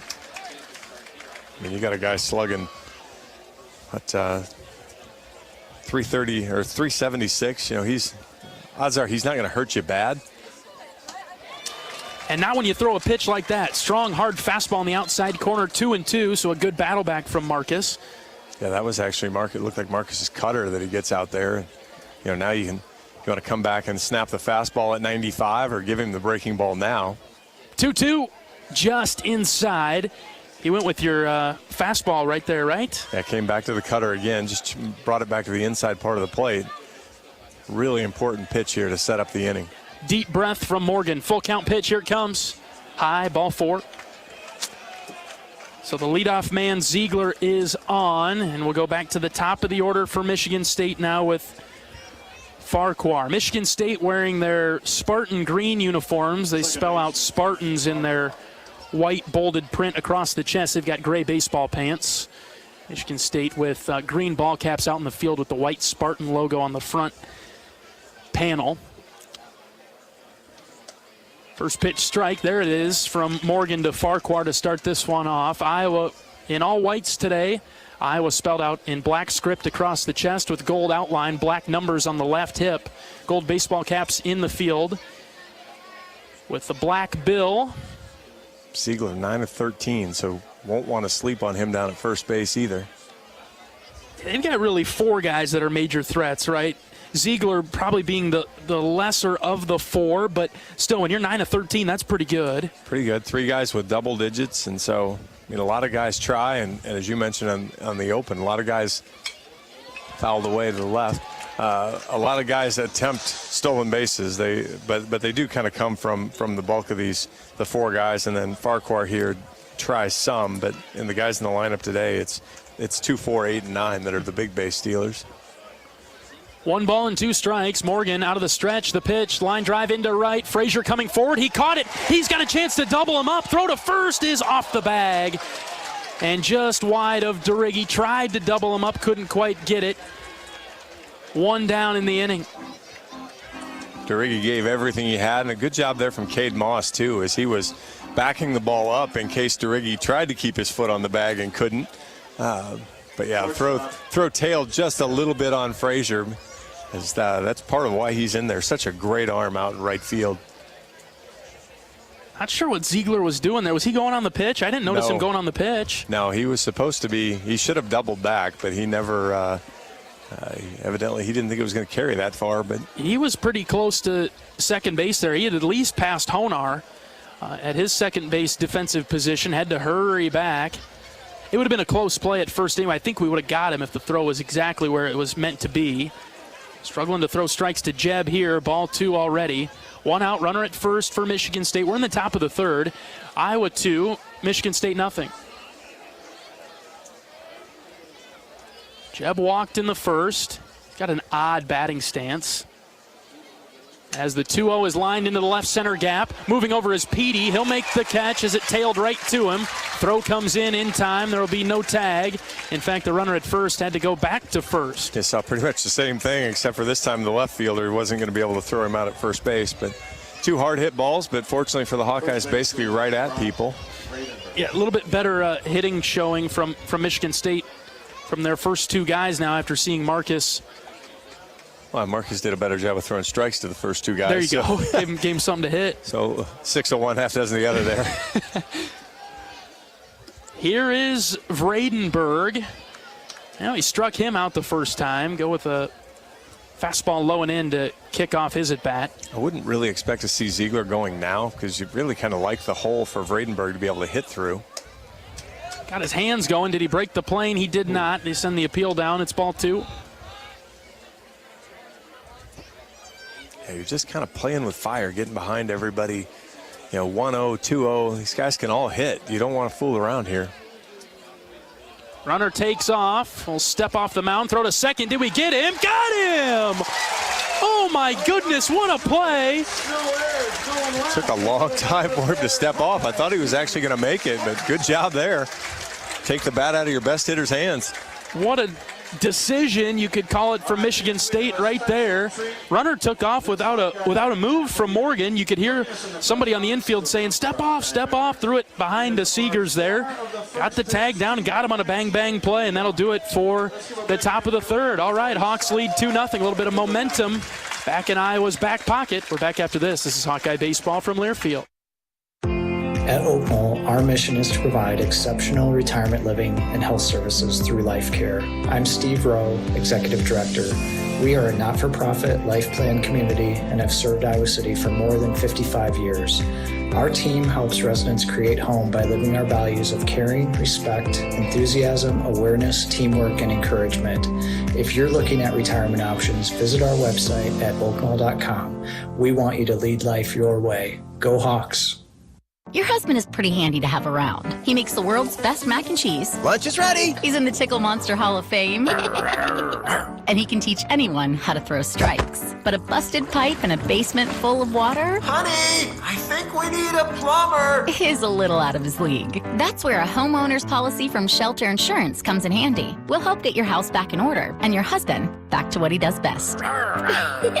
Find an agent at shelterinsurance.com. We're your shield. We're your shelter.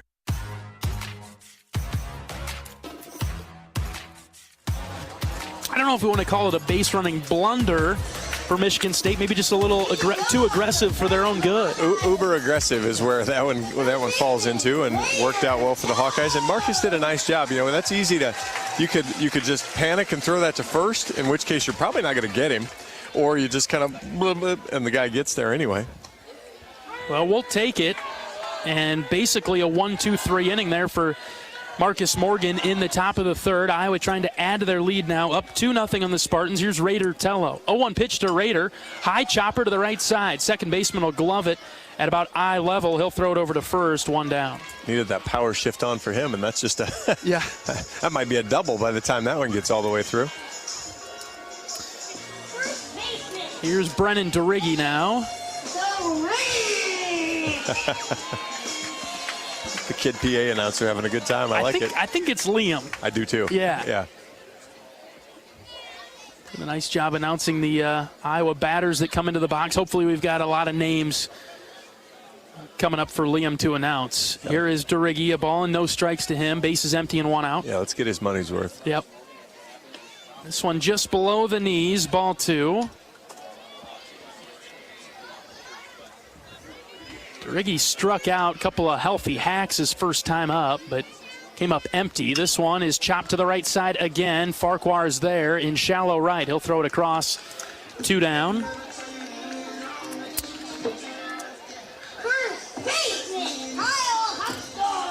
see if the Hawks can extend the inning. They've done a good job with driving pitch count up. So far a pretty quiet inning here on just 3 or 4 pitches so far. So you got a 5, I guess. So need to be a little bit. Kyle doesn't take one, swings at the first pitch, line drive into left. That's a base hit, so that's one way to keep it going. Huck with an aggressive round at first, but he'll stay there. It's a single for Kyle Huckstorf.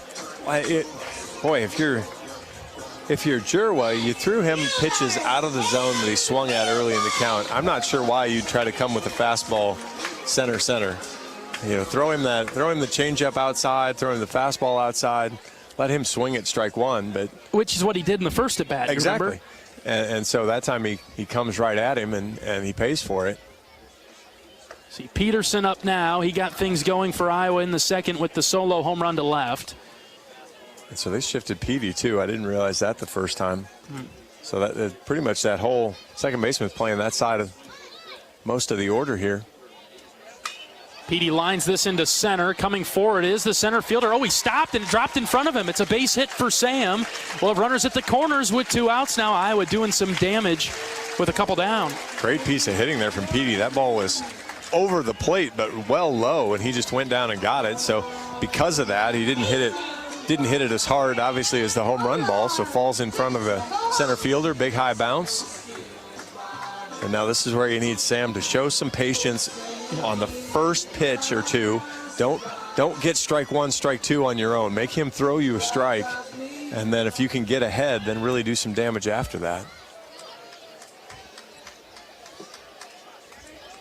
Might be beneficial to take one till you see a strike. Honar hits it off the end of the bat and foul in front of the Michigan State dugout to the left. He's just not seeing that curveball at all, and so with the off-speed stuff there, that's 73 miles an hour floating across the outer part of the plate.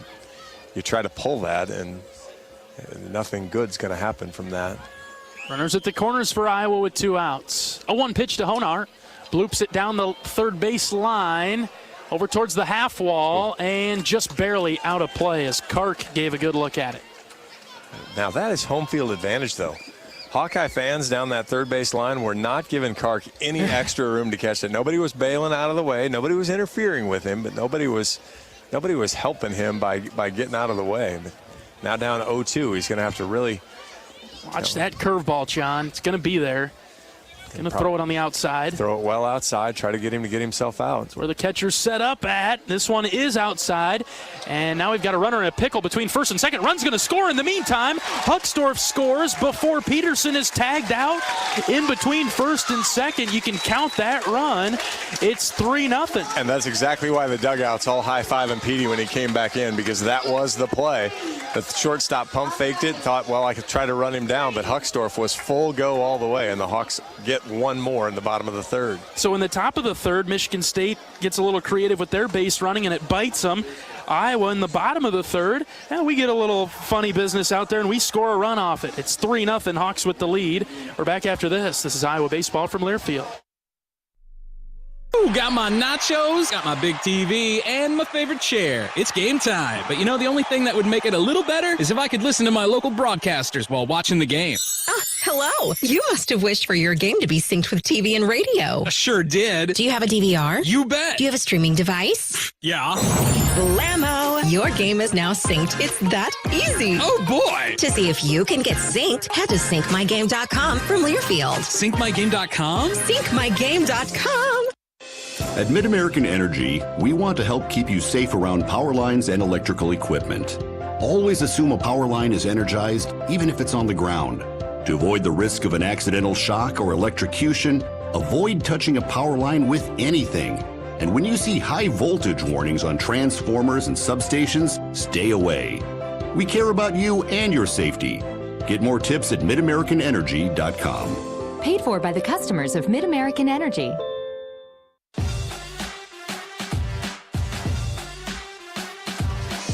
Iowa 3, Michigan State nothing as we get to the top of the fourth. Let's pause 10 seconds for station identification. This is Iowa Hawkeye Baseball.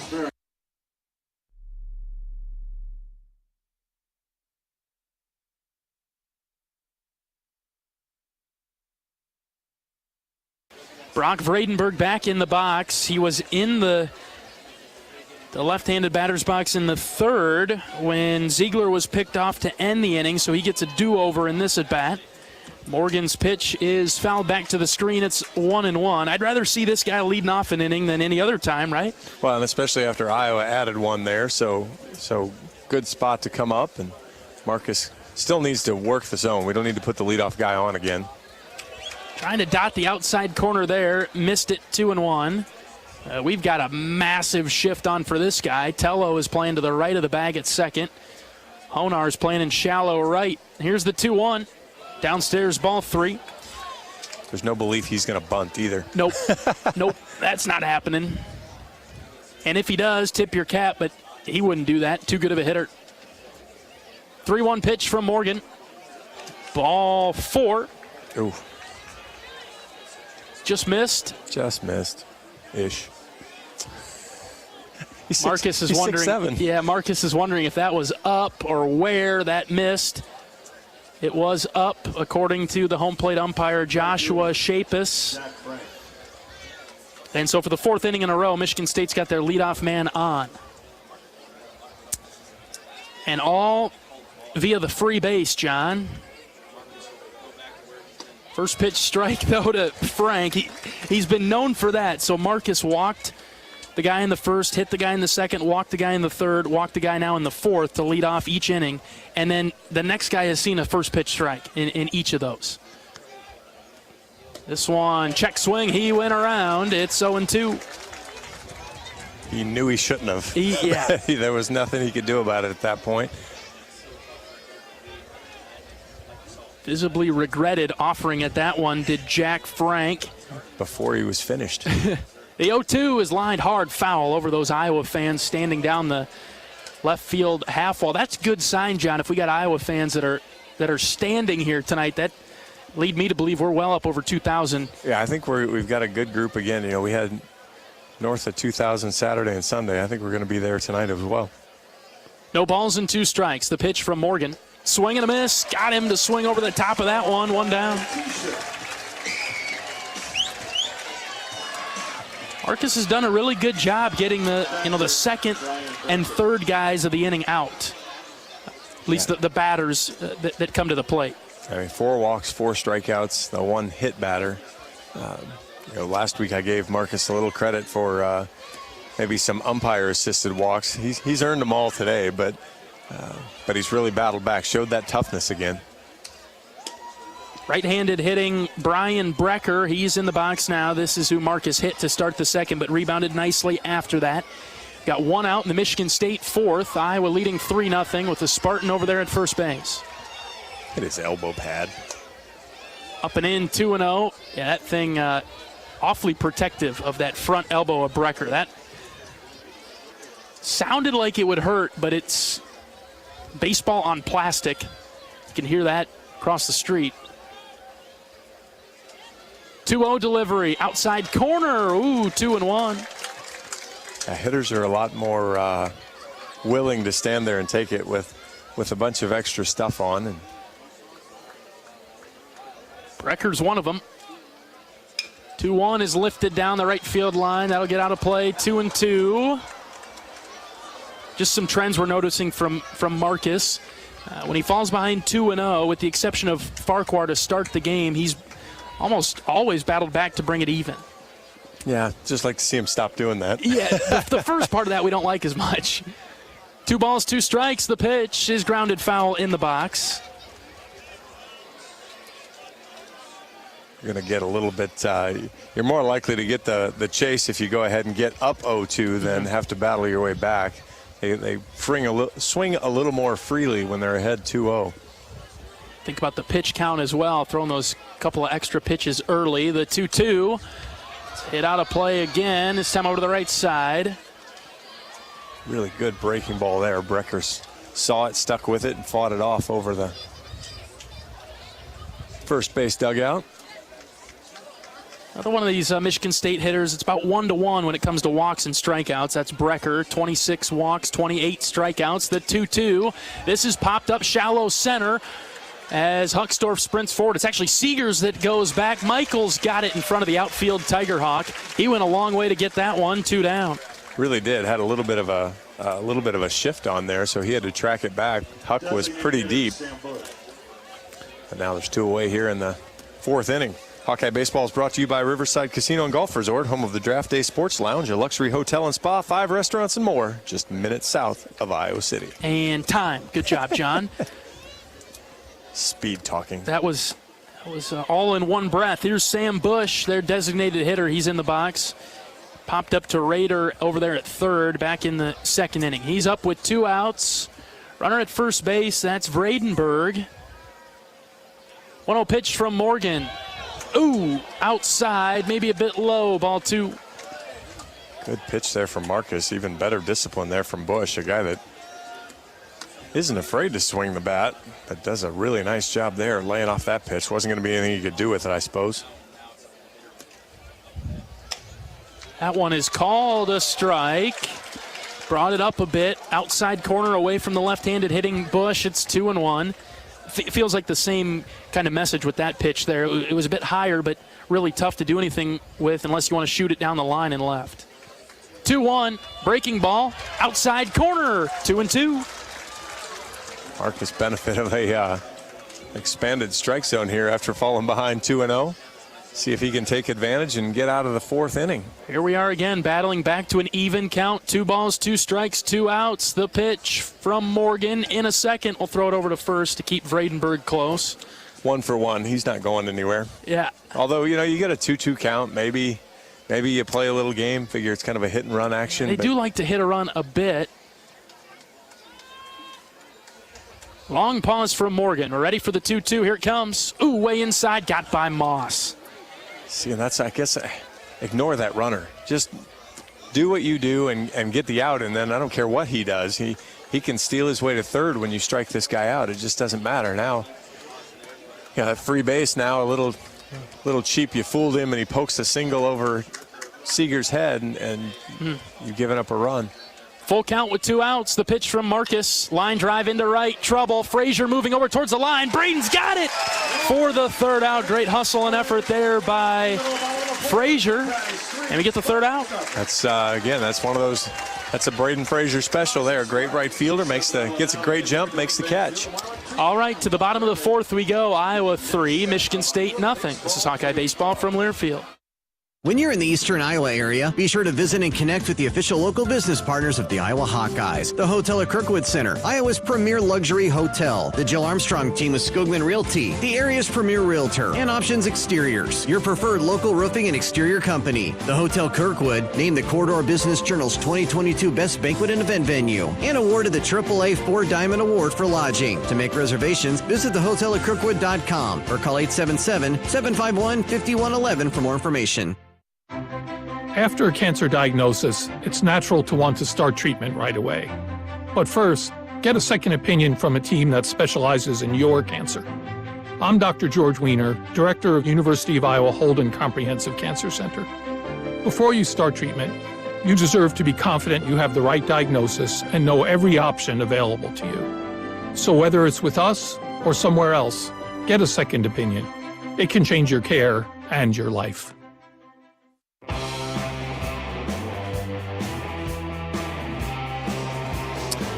Iowa 3, Michigan State nothing as we get to the bottom of the 4th inning. Honar will get another chance to lead things off, this time in the 4th. He was in the box when Peterson was caught stealing, but it generated a run as Hucksdorf scored before the tag out. So let's see what Honar's learned. Basically a 3rd time to see this guy.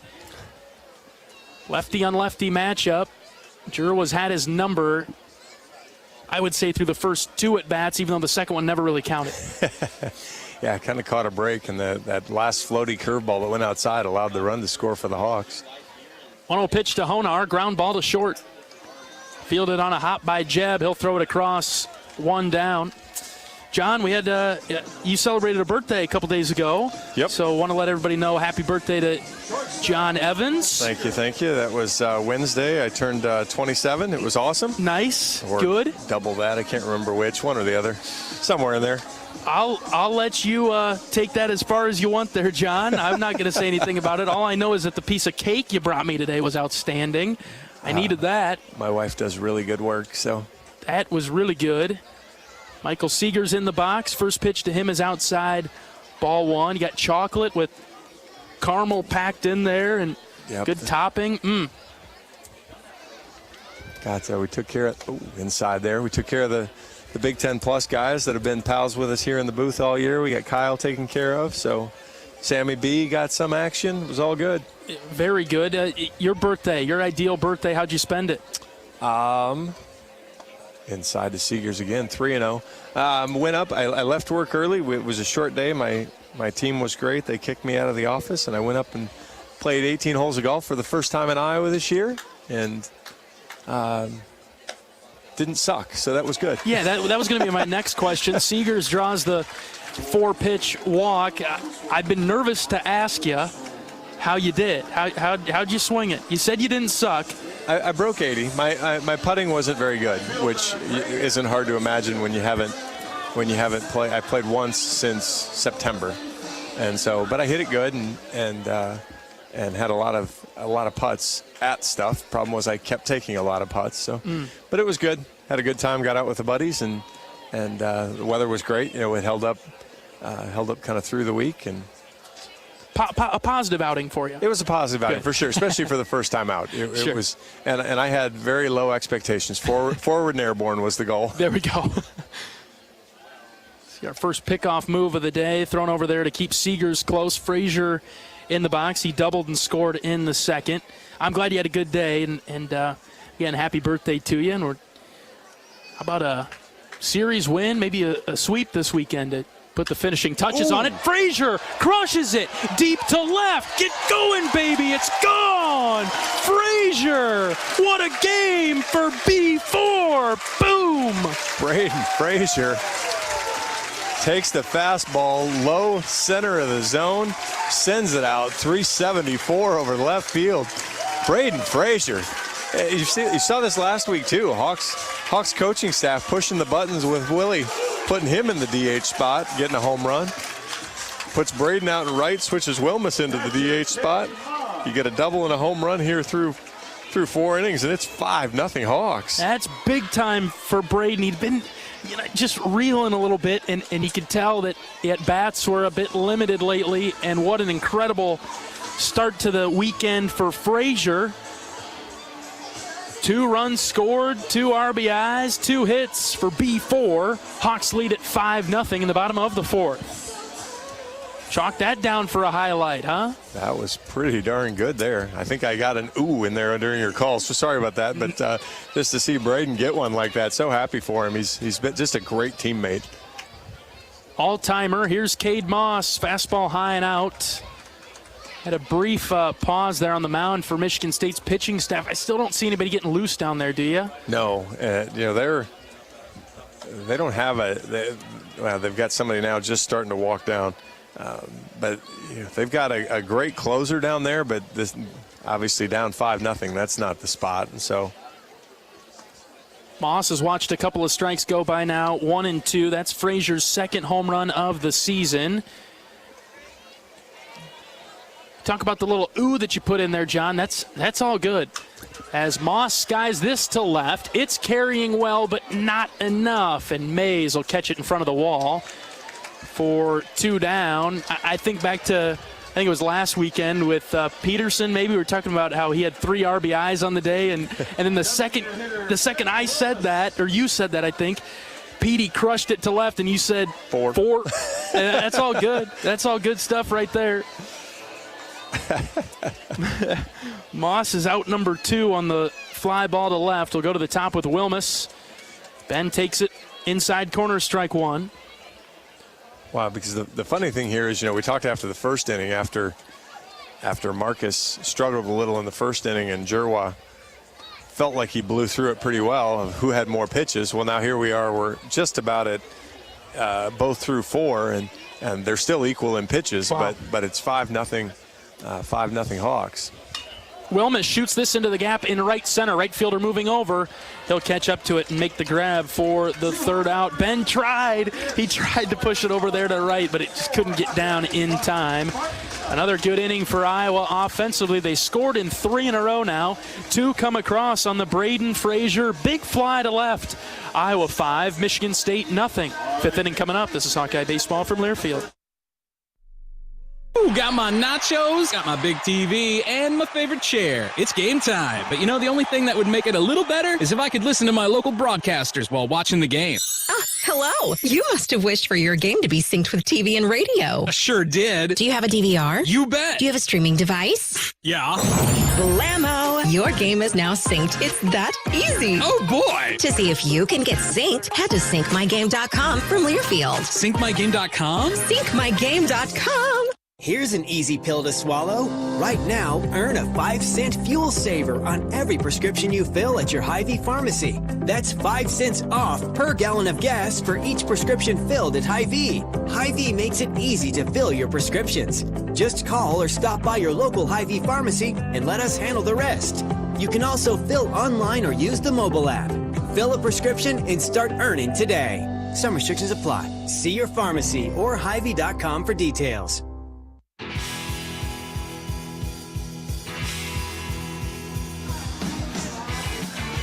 Top of the 5th inning from a gorgeous day in Iowa City. Sun beginning to set a bit. Shadows might start playing a factor here as we get to the 5th inning. Hawks up 5-0 on Michigan State. Marcus Morgan will face 7-8-9 in this one. He needs to not face the top of the order this inning. Right. I mean, not to.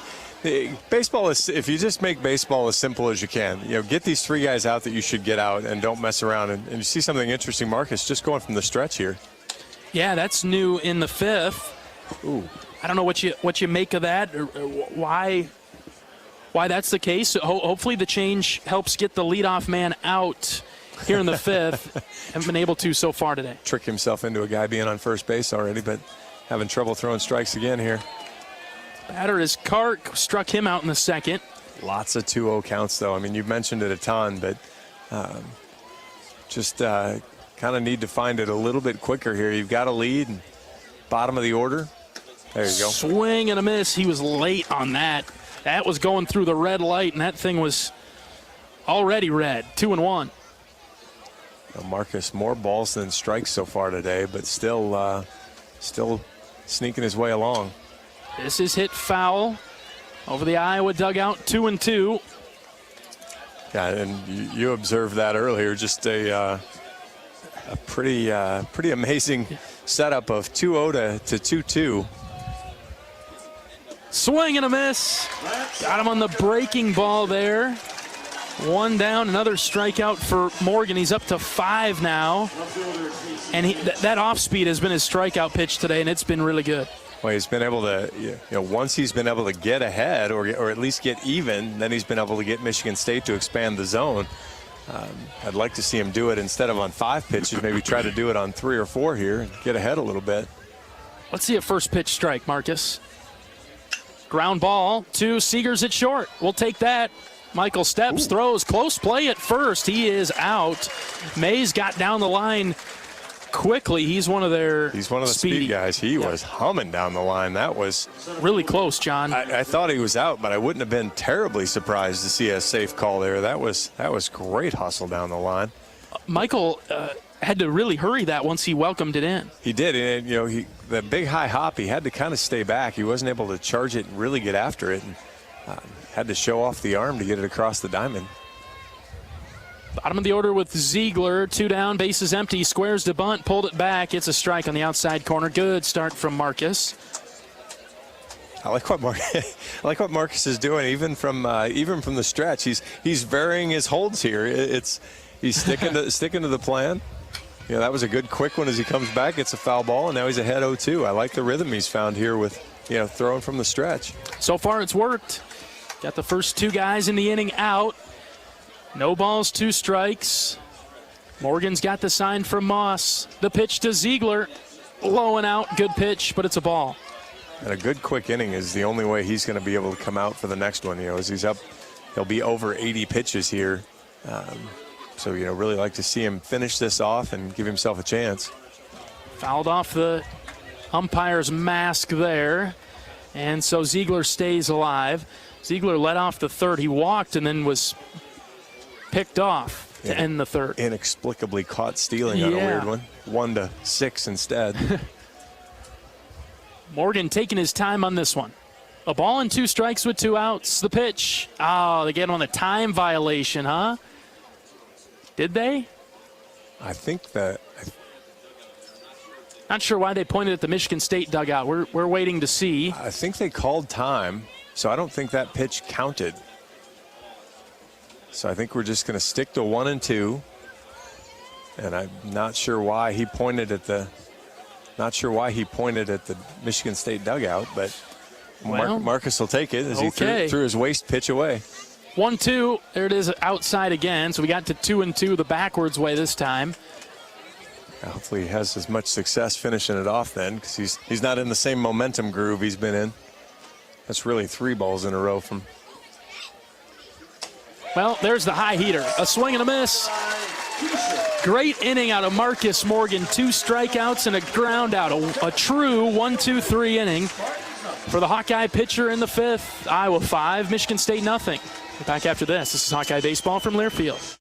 At US Cellular, we believe in having healthy relationships with our phones so we can have better relationships with each other. Introducing Us Mode, a way to set your phone for less distraction and deeper connection. So dinner can sound less like this and more like this. What'd you learn today? The sauropod was the tallest dinosaur ever. Oh my goodness. Visit US Cellular in-store or online and we'll help set your phone to Us Mode, even if you're not a customer. US Cellular, the 5G network built for us. See uscellular.com for details. When you're in the eastern Iowa area, be sure to visit and connect with the official local business partners of the Iowa Hawkeyes. The Hotel at Kirkwood Center, Iowa's premier luxury hotel, the Jill Armstrong Team, with Skogman Realty, the area's premier realtor, and Options Exteriors, your preferred local roofing and exterior company. Jill Armstrong and her team strive to make every buyer and seller at ease with the real estate process. Contact the Jill Armstrong Team with Skogman Realty for all of your real estate needs. Call 319-631-5455.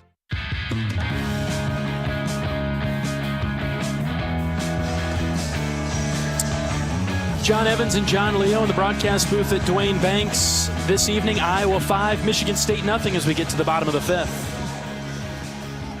They're going to go with Jerwa again. He's got to be close to the end here, and maybe we can help him out. He's only thrown 70 pitches. I mean, that's kind of the funny part is, giving up 5 runs, but Hawks have done a good job when he's come across the plate.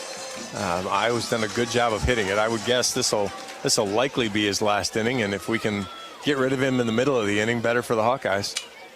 Tello swings at the first pitch, sends it down the first base line over towards foul territory. Vradenberg is there, and he brought it back. He kind of knew 6'7" guy was going to be able to do that, but that's I hate seeing. It wasn't a terrible pitch, but outside part of the plate. Again, you're trying to work a guy, finish him off, and get him out of the game, and first pitch swing and pop-up's not exactly what you're looking for. Raiders had a bit of a tough day today, 0 for 3. Durigi's 0 for 2. He's in the box now. He and Tello have kind of gone back-to-back. Both struck out in their first at-bat. Both grounded out to second in their second at-bat. So Durigi down in the count 0-1. Thought about offering it that one, laid off. It's outside for a ball. Good take on the breaking ball, a little change-up there.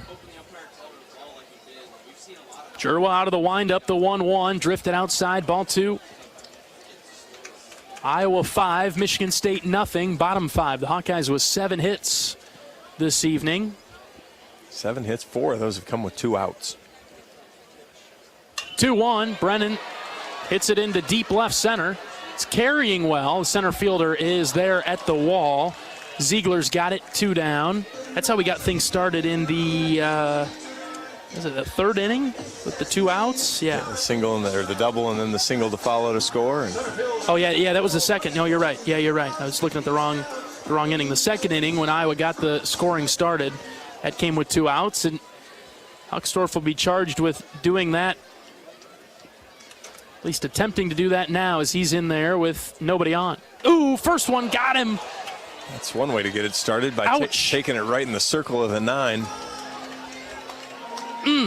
I think that missed his elbow guard, John. That one definitely missed the elbow guard. That one seemed flat in the middle of the back. No getting out of the way of that one. No, and what we saw last week, thrown behind Petey, that one more got the number, and I guarantee they weren't. There wasn't a message pitch there. That just got away from him, because you don't want to bring up Petey in this situation either. Peterson in the box. First pitch, hits it into left, and it is dropped. Huckstorf trying to get to third. He'll get there easily. Petey is in between first and second. Look out, Sam. He'll have to go back to first base. Great job from Petey, though, to slam on the brakes and not run into an out at second base there. Give him a chance. That was Mays almost made a great play as he tried to pick it off the turf, but couldn't come up with it. That's how Peterson's swing can impact a ball, though. That's got that topspin to it, and it just dove right in front of Mays. He made a great effort on it. He slid, and it went off his glove. Do you think the catcher just signaled a bunch of new signals out there to not do what they did last time when Petey took off from first base? Yep, same spot. That's how the Hawks stole a run in the third. Got Peterson in a rundown, and Huckstorf scored before he was tagged out. I'd be shocked if they throw it down again. Here's Honar. He squares to bunt, bunts it down the third base side. This is a beauty. Stay fair. No, it's going to go foul. For a guy you don't see bunt a ton, that was a really good bunt. He didn't miss by much there. That third hop just kicked it on the turf into foul territory down that third base line, and that'll raise the alarm systems a bit for Michigan State defensively. You needed somehow to see Huck kind of hit that off the inside of his foot and just kind of sneak it into field of play there, and just kind of Jedi mind trick him as he was coming down. I didn't touch that. I don't know what you're talking about. Sam is 0 for 2 today. The 0-1 pitch, that's outside for a ball.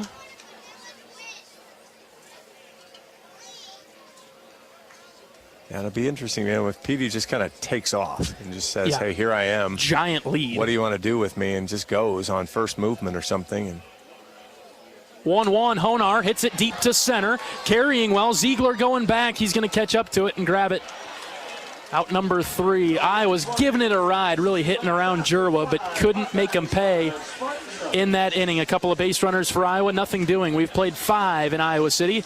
Hawks up 5-0. This is Hawkeye Baseball from Learfield. At Oakmall, our mission is to provide exceptional retirement living and health services through life care. I'm Steve Rowe, Executive Director. We are a not-for-profit life plan community and have served Iowa City for more than 55 years. Our team helps residents create home by living our values of caring, respect, enthusiasm, awareness, teamwork, and encouragement. If you're looking at retirement options, visit our website at oakmall.com. We want you to lead life your way. Go Hawks! Woo! Got my nachos, got my big TV, and my favorite chair. It's game time. But you know, the only thing that would make it a little better is if I could listen to my local broadcasters while watching the game. Hello. You must have wished for your game to be synced with TV and radio. I sure did. Do you have a DVR? You bet. Do you have a streaming device? Yeah. Blammo! Your game is now synced. It's that easy. Oh, boy. To see if you can get synced, head to syncmygame.com from Learfield. Syncmygame.com? Syncmygame.com.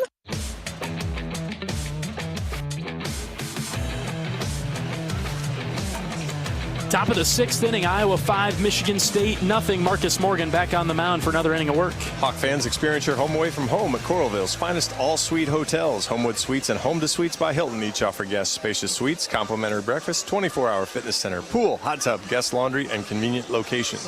Let their warm and friendly staff take care of you and your family when you visit Hawkeye Country. Today would be a perfect day, would have been, to take a dive in a pool, huh? It was just one of those, you're probably not going to agree with me, I should just stop, but it was kind of one of those disgusting days to me. Humid and just blech, like we're walking around in a swamp here, but it's cooled off nicely this evening, and the weekend will be interesting. Tomorrow, rain in the area, and then Sunday, pretty chilly, low 60s. I wore long sleeves here today. I had somebody mention that to me, and I said, I don't have an answer for that. I don't know how he's wearing sleeves. You've shed the sleeves, though. You look very nice in the polo now. Thank you. Thank you. Golf clothes. Yes.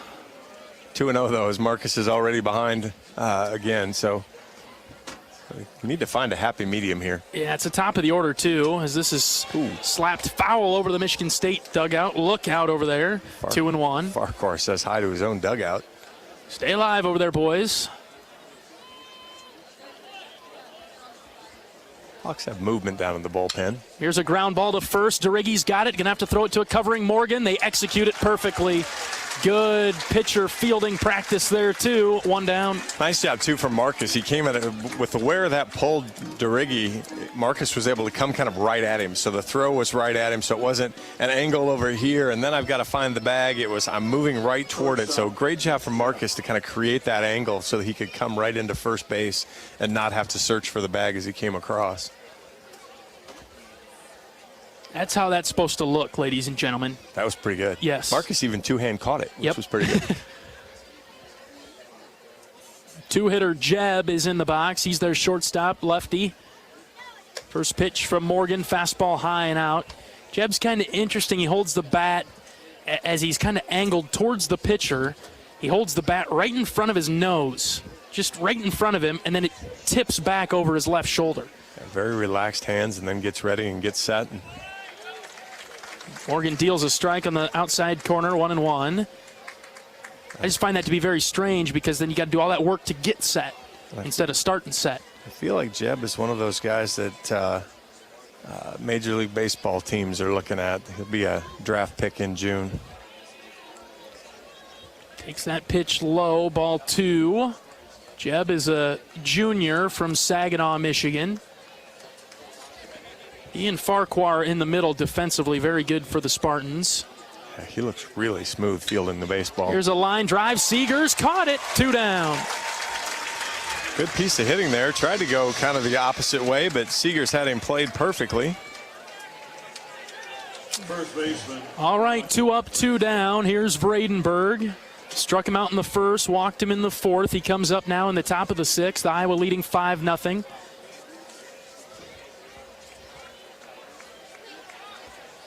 Big shift on to the right side. The big, tall lefty. One pitch is hit foul to the left side. 0-1. Just a quick buzz around the Big Ten. Minnesota helping the Hawks out. 9-7 over Maryland right now. Top of the 6th inning, so still a long way to go there. Finish it off, Minnesota. That'd help us big time in the standings, too. 0-1 pitch. Swing and a miss. 0-2. Penn State and Nebraska just getting started. Indiana demolishing Purdue right now. Texas Tech got a win for us. That's a big one over top 10 West Virginia, I think. Or 11, yeah. It's a ground ball hit foul. Okay, they're 11th, so needed Texas Tech to pick up a big win eventually, right? Yeah, Kyle and I were talking, though. The thing about that is Texas Tech, even though they're still ranked, a little bit bubblish. Their RPI's down below ours, and so on one side you don't want them to pick up a couple good wins. You'd like them to now maybe lose the series and help out the Hawks that way. 0-2 is hit well to left. Peterson drop step a couple steps behind him, and he's got it for the 3rd out right in front of the wall in left field. Nothing doing for Michigan State. Morgan sets him down 1-2-3 in the 6th. Iowa tries to add to their lead right after this. Hawks lead 5-0. This is Hawkeye Baseball from Learfield. Knowing that I can make a difference in my patients' lives keeps me motivated every single day. Hi, I'm Dr. Kanya Ferguson at University of Iowa Healthcare. With academic medicine, we see the toughest cases, so we're always innovating. And we bring the best minds together to collaborate, so there's more brain power focused on you. Because that leads to exceptional care for our patients and our community. See how at uihc.org. When you're in the eastern Iowa area, be sure to visit and connect with the official local business partners of the Iowa Hawkeyes. The hotel at Kirkwood Center, Iowa's premier luxury hotel. The Jill Armstrong team with Skogman Realty, the area's premier realtor. And Options Exteriors, your preferred local roofing and exterior company. Handling all of your exterior needs from roofing, siding, windows, and gutters, they've got you covered. Providing free damage inspections and help filing insurance claims. Call 319-343-6376.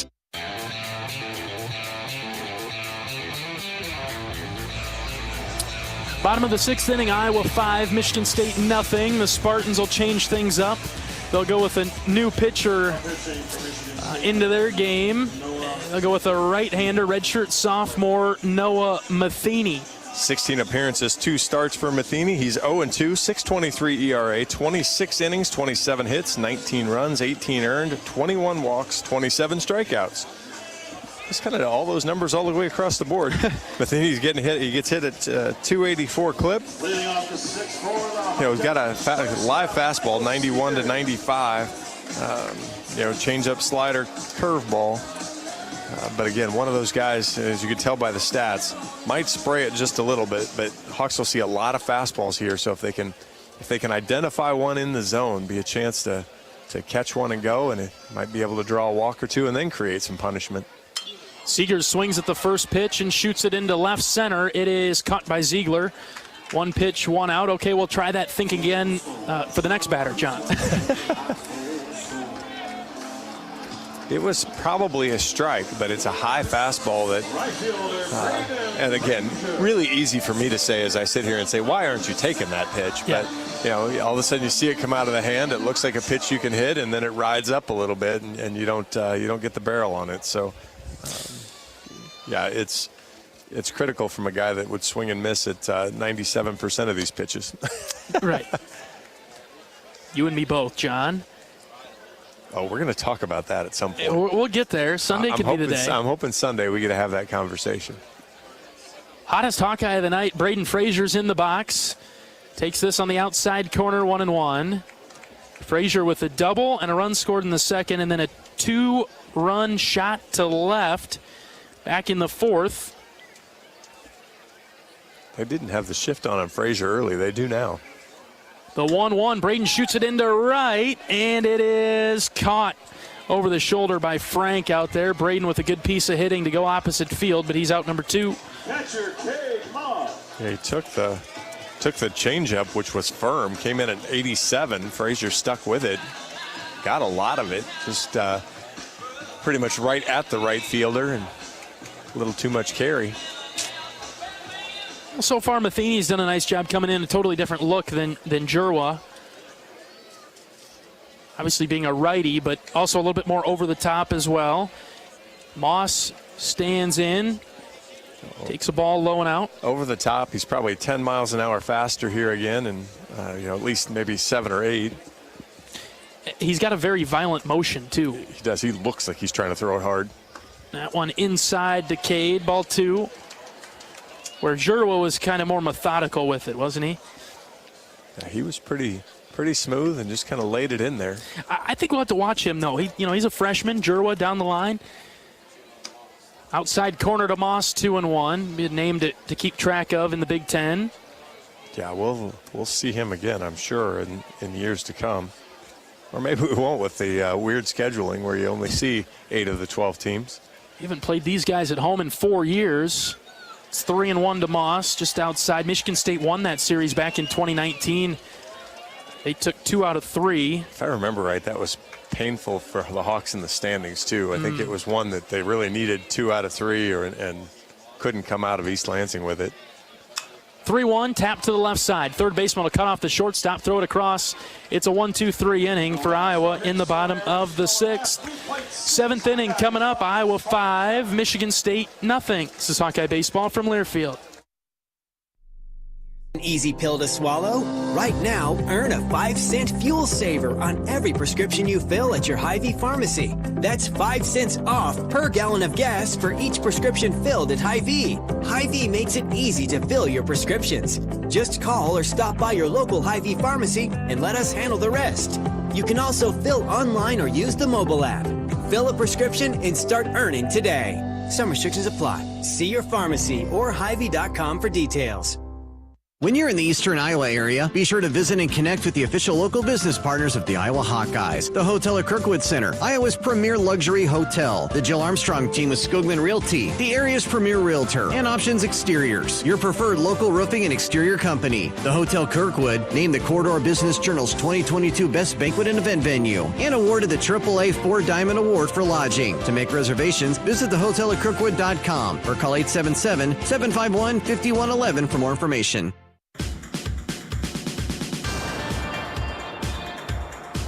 Top of the 7th inning at Banks, Iowa 5, Michigan State 0. We'll go with a new pitcher into the game for the black and gold, the redshirt senior from Clinton, a left-hander. We'll switch things up and go with Jared Simpson. Before we get to Simpson, I just want to, Marcus Morgan had thrown 72 pitches, and 37 of them were balls and 35 of them were strikes. He finishes with 96 pitches, 51 strikes, 45 balls, as he really started to find a groove there at the end.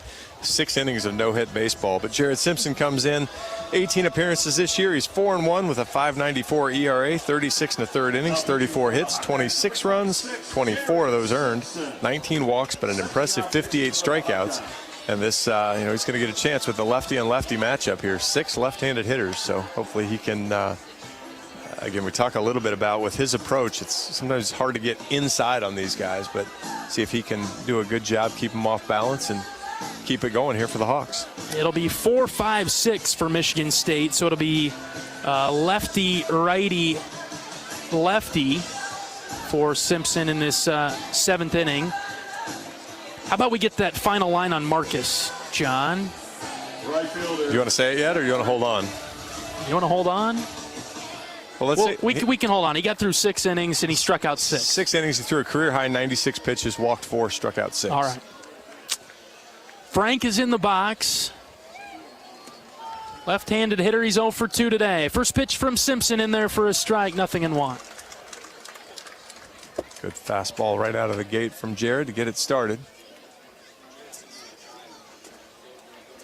He's got that little bit of a two-seam tail on it, something that breaks back in if he can throw it outside.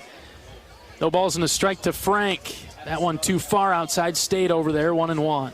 Well, that's that hard pitch for Moss to frame, too, because he's kind of set up inside a little bit, or at least even with the plate. When it's outside like that, he just kind of has to backhand it out. He can't really show it to the umpire at all. 1-1. Check swing. Did he go? Oh. He didn't. That was close. Think he went, John? Yeah. It was really awkward. Not sure. Didn't hit the bat. Sure looked like. Sure looked like a strike, but instead, 2 balls and 1 strike. Simpson's ready. The pitch. Tap to the right side. It'll kick foul, 2-2. Say spin fair somehow while he's standing in the box. Yeah, he didn't take off. They had plenty of time to get him.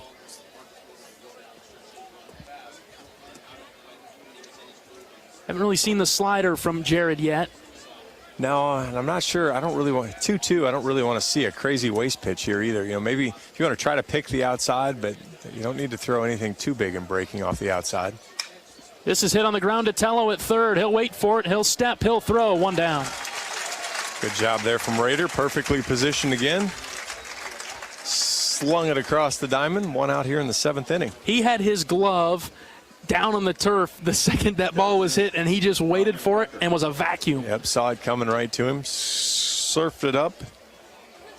Good accurate throw across the way. All right, so Simpson gets the first out of the 7th. Here's Brecker. Over to a right-handed hitter now. First pitch from Simpson, outside corner. That's strike 1. Kind of noticing a trend with these Michigan State hitters. I think they all use the same bat. They use this kind of orange and blue bat on the barrel that kind of fades to white towards the handle. People use different ones in the on-deck circle, but it seems like I've only seen this orange one. You're a bat aficionado, aren't you? Yeah, colors that stand out kind of drives me crazy. That's below the knees, ball 1. I'm a big color-coordinated guy, and I think Michigan State should use green bats, green and white. That'd be good. Be cool. They should. I mean, whoever they are, Easton or Rawlings or whoever they like, somebody should help out the teams. 1-1 from Simpson. That one almost hit him. Check swing, didn't go, 2-1.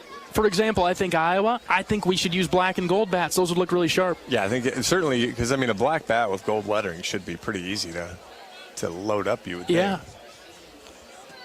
Good job from Jared, trying to spin to the back foot. And let's see if he goes back outside. Nope, comes back inside, 3-1. Simpson missing back-to-back. Not particularly close, but maybe trying to set something up. Yeah, you're running out of time to set it up at 3-1. Right now, you just need to find Moss's mitt and ahead 5-0. Don't need to let anybody extra on. Yeah, got Brecker to swing at that one. He hit it outside the white line, down the right field side. And the count will be full now with 1 out. Top 7, Iowa 5-0. Yeah, and that was the other good part of Marcus's outing was, after, struggling with command a little bit there, he switched to the stretch and just started throwing strikes, stopped walking guys, and did a great job. 3-2, ground ball up the middle, base hit. That is the first time you've said that today for Michigan State as they break up the no-hitter here in the top of the 7th inning with an out. First hit of the game for Michigan State comes with 1 out in the 7th. Now you can finish up that stat line on Marcus. Yeah. No hits through 6 innings and 96 pitches. But, again, that's what you need to do here. You don't want to walk guys. If they've hit some balls hard. Hawks have fielded it. They've hit balls at guys. So make them earn it at this point. Starts off Bush with a strike, up and in.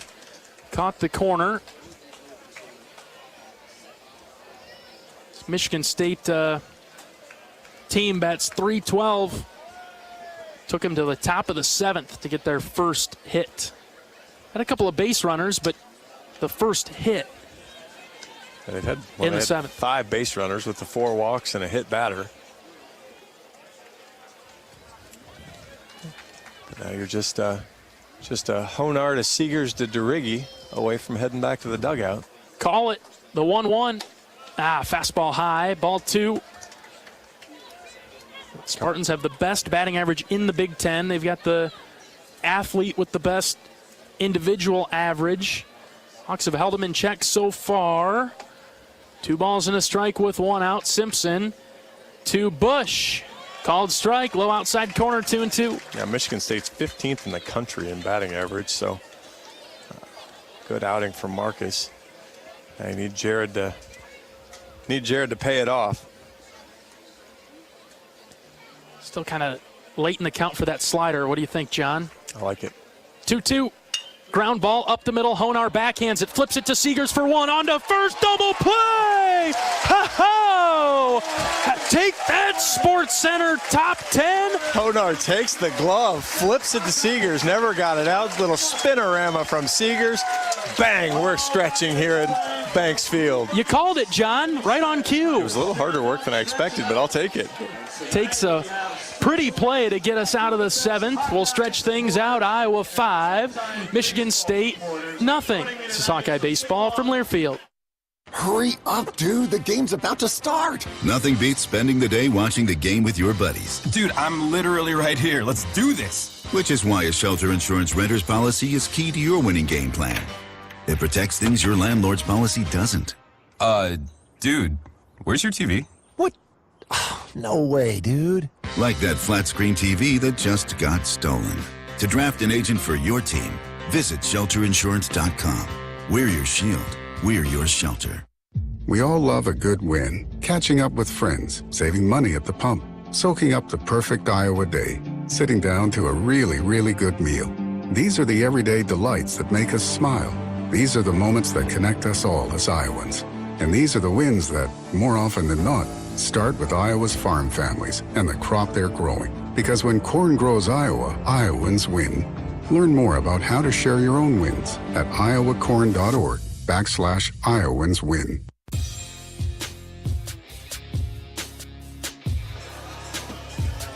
Iowa 5, Michigan State nothing in the bottom of the 7th inning. Hawks coming to the plate trying to add to it now. University of Iowa Healthcare has the game plan for your same-day healthcare needs. If you need treatment for a common illness or minor injury, visit one of several UI quick care or urgent care locations throughout the Iowa City-Cedar Rapids corridor. Their care and expertise will help you get back in the game. U of I Healthcare is proud to sponsor your Iowa Hawkeyes. Well, we've had quite a few defensive highlights today to go along with the home runs and offensive production from the Hawkeyes. And we talked about it with Coach Heller in the pregame. He thought that this series, he really challenged his defenders to make the extraordinary play, the game-saving play, and we saw one of those to end the top of the 7th. Well, when you have a team that hits as well as Michigan State does, you need to steal some things, or you need to to steal that extra out. You pick the base runner off. You go through, you do the fundamental things right. You make a great play like that with a great backhand flip out of the glove from Honar. But just a nice job to limit the extra hitters. And that's the second double play turn by Iowa today. Almost had the third one on the 9-3 double play that Frazier just missed at second. But then I guess that's the guy. Oh, no, they picked him off. The other good play from Marcus. Right, turned into another type of defensive gem. Wilmus is in the box. He's worked a 2-2 count. Just fouled that one back. Michigan State got their first hit of the game in the 7th, and that's what was wiped away on that double play.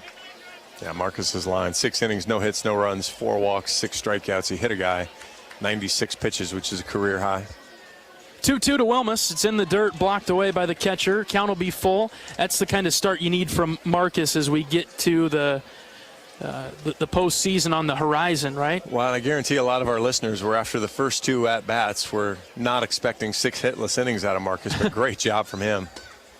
This is a called third strike to Wilmus, low in corner. Ish. And Ben was ready to take first. He'll have to go back to the dugout, 1 down. That was generous. Not exceptionally generous, but generous. I don't blame Ben for thinking he walked. How about that? There we go. You beat me to it there, John. All right, 1 down in the bottom of the 7th. Here's Raider Tello. Righty on righty matchup here. That one's way outside, ball 1. Let's get Raider to find his groove right now. He's been just as aggressive as really any other Iowa hitter today. Just a little bit of bad luck, huh? Well, a little bit, but part of that is then when you start to press a little bit. This is another pop-up that he hits down the first base line. Over towards foul territory. This one certainly will get out of play. It's 1-1. 6'7" guy can't quite grab that one. Nope. But yeah, that's the, I love Raiders' aggressive approach. You just want to make sure that you don't start to press and expand your zone. Stick to your plan. Just because you're 0 for 3, you're still good. You're going to get the hits, but you're going to get them because you stick to your process. That one drifted low, ball 2. Because now you got a chance. 2-1. You're probably going to see another fastball. Pick a spot. If you get one in that zone, drive it somewhere. They've got him played to pull as well. In this at-bat, didn't really see that earlier. We saw him play straight up in the first, I think, 2 at-bats because he does drive it up the middle. And that might be the difference, too, between a righty and a lefty and maybe how they're going to approach him a little bit. But Raider really is kind of that vector right up the middle. He could just as likely smoke one to right center field as he could to left. 3-1, swing and a miss. He was trying to hit Carver with that one. I like the concept. Yeah. Good high fastball there, and probably was a strike based on what we've seen. It was high, but caught kind of the top of the box. Now he'll have to be ready. Left-hander went to the curveball. I'm not sure you're going to see that out of Matheny. Tello stays alive and hits it foul. This is power on power, isn't it? With their pitcher that's throwing mid-90s and then Tello in the box, hard swinger. Yeah, he's going to come in here, and you're probably going to see the fastball again, maybe try to locate it a little bit better, but you're going to have to at least be ready to fight off something if he comes with a little off speed. Full count for Tello with 1 out, bases empty, the pitch. Low and out, ball 4. Good job, Raider. Really good at-bat there to stick with it, battle all the way through it. Again, that's, you're not having your best day, but that's the team guy. You worked a walk out of it. You didn't expand the zone. You didn't think, I got to do something. I got to get mine. You got on, and now DeRiggi's got to take the same approach because he hasn't had a great day yet either. He's had about the same day as Raider. A strikeout, a ground out, and a fly out. Well, Raider just changed the course of his night with a walk. We'll see what DeRiggi can do here. First pitch to Brennan is up and in, ball 1. And DeRiggi hit the last ball hard as he hit it out to left center field, kind of flew out deep left center. Didn't quite catch all of it, but got a good piece of it. So maybe he's cued in a little bit better, but see if he can kind of guy working away from him, go after one. Ground ball to the right side. Foul. This is foul. Yes, it is foul. Close, but foul. Fielded in front of the bag. Say fans are throwing a fit, but because DeRiggi's not running, but the first base umpire called it foul. Yep. Everybody deep breath. Jeb dropped the ball on the turn, but it's okay. It's all right. Let's make it better than a foul ball on this next one, huh? find some green out there. Maybe right center. Got a lot of room out there for DeRiggi. Letting him pull, giving him a chance to pull one. Interesting concept. He pulls it, though. He tends to pull it a long ways. Yeah, wouldn't matter. Here's the 1-1. That's inside, ball 2. And really the funny thing is there have been 2 pitches here on the inside part of the plate, and they've both been strikes. But because they're trying to work DeRiggi away, the way that the catcher's got to come in and catch it, if they're not getting either of the calls, is Brecker just, he can't frame it, and it looks like he's kind of diving for it. Yeah. 2-1 delivery. This one hit well to right center. Center fielder Ziegler going back. He is at the wall, and he caught it. 2 down. Just missed that one too, John. It was just off that breaking ball a little bit, and again, he hit it to the biggest part of the park both times. If he pulls either of those balls that in his last 2 at-bats, he probably gets a little bit better run at it, but instead it kind of floats, and not a lot of wind, and certainly not any helping out to right field right now. Yeah. So the wind's kind of blowing the opposite direction, so it just kind of stands it up a little bit, but give Huck a chance. That pitch wasn't thrown particularly hard either. 82, so it didn't have any help on the way out. Huckstorf's the batter. He'll swing at the first pitch. Pop up, foul territory, right side. Will it stay in? It will. And Vredenberg caught it for the 3rd out.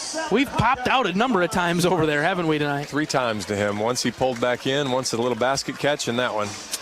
All right, we'll go to the 8th. Iowa 5, Michigan State nothing. This is Hawkeye Baseball from Learfield. We all love a good win. Catching up with friends, saving money at the pump, soaking up the perfect Iowa day, sitting down to a really, really good meal. These are the everyday delights that make us smile. These are the moments that connect us all as Iowans. And these are the wins that, more often than not, start with Iowa's farm families and the crop they're growing. Because when corn grows Iowa, Iowans win. Learn more about how to share your own wins at iowacorn.org/Iowans win.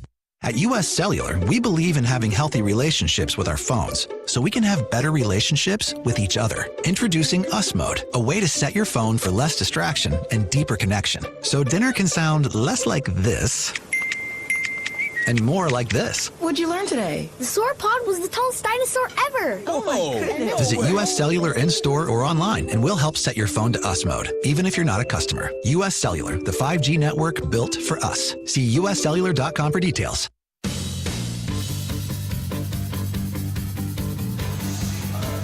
Seven, 8, 9 coming up for Michigan State as we get to the top of the 8th. Iowa leading 5-0. Let's pause 10 seconds for station identification. This is Iowa Hawkeye Baseball.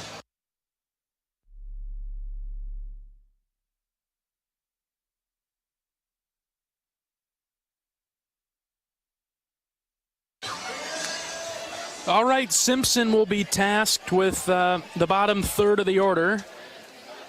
In the 8th, Iowa feels like they're in control, but Michigan State's got a dangerous lineup. It's probably thinking to themselves that they're just a minute away from breaking through. Well, and you're not, you don't hit 312 as a team and do kind of all the stuff they do without being explosive. So it's not done yet. Kark is the batter. He's 0 for 2 today with a couple of strikeouts. Fouled that back to the screen. John's going to make a great effort. He's got it. His first of the weekend. Interesting, though, Vredenberg has 12 home runs on the year, but as a team, Michigan State opponents have actually hit more, 52-49 coming into the game, and Iowa's got a couple today to extend that lead for the opponents. Simpson's got the sign from Moss. The 1-1 hit well to left. Trouble. Peterson going back towards the wall, and did he catch that? He caught it! He caught it at the wall! Ho-ho! Sammy P pulls it in. That ball goes 334. Needed 335 to get out of the ballpark as Petey pulls it back in. One away here in the 8th. I think that might have been out, John. I don't know if it was totally over the wall, but it was up at the wall at least. Yeah, I don't think Petey scaled the wall over, but I think it was going to bounce off the wall and create havoc. Sam had to jump for it, and he got it one down, a long out to start the 8th. Here's Mays, skies this foul. Peterson's given chase, sprinting over, but it's well foul and out of play. Long strike there. So when he took off running that hard, I thought, what does he see that I can't? 'Cause that's adrenaline. Yeah, exactly. And that's, again, let's go back to Petey and just what he can do. I mean, he hits the home runs. He can lay down bunts. He's got great speed and obviously a great glove and arm in the outfield. So great. Nice to have him back in the lineup. Yeah, isn't it? Here's a pitch that's up and in, and Mays swung at it, missed it. 0-2.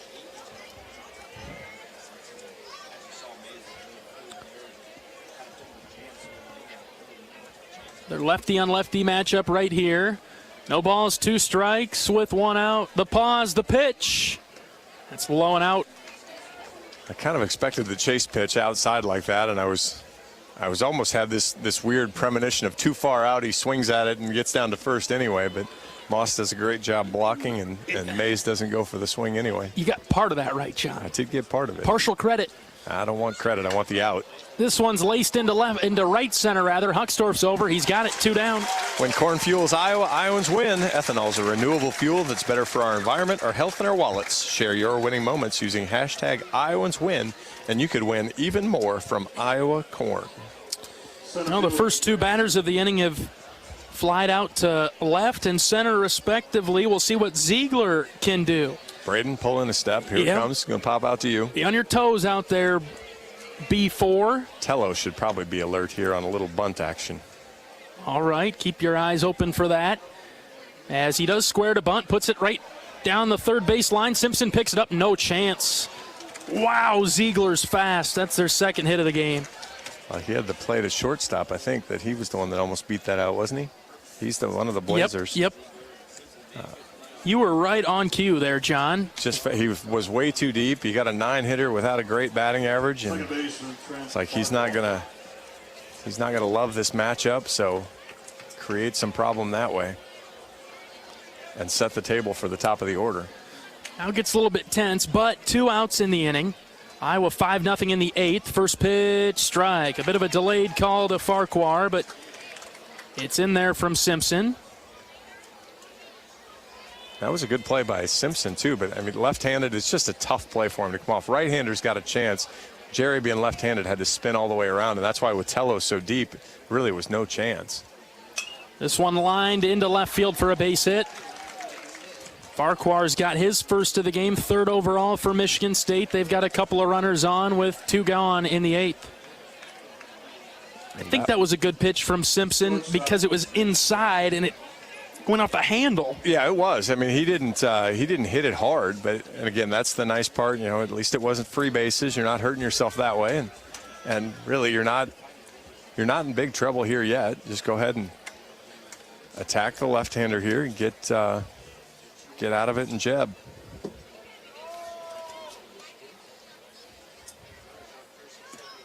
This one is outside to start off the at-bat to Mitch Jebb, another lefty.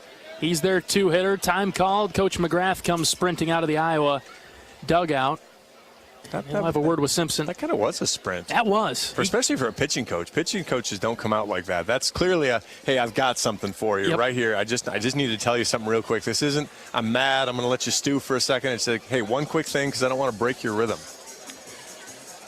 And then we're still going to make the home plate umpire bust up the conference. But yeah, that's coming. You know it is. But this is a one-on-one conversation. McGrath to Simpson. The 4 infielders are around, but that was all about eye contact and a little positive reinforcement. I love Coach McGrath. Yeah. He's a blast. And so, delivers a good message. And, he's got the carrot, he's got the stick, and he uses both well. See if he can raise his average of strikes thrown after a mound visit. Yes! Outside corner. Good one from Simpson, 1-1. And, part of it is just saying, kind of like we talked about with Marcus, go out there and tell Jerry, dude, you're better than he is. I think that's what it was. Just get him.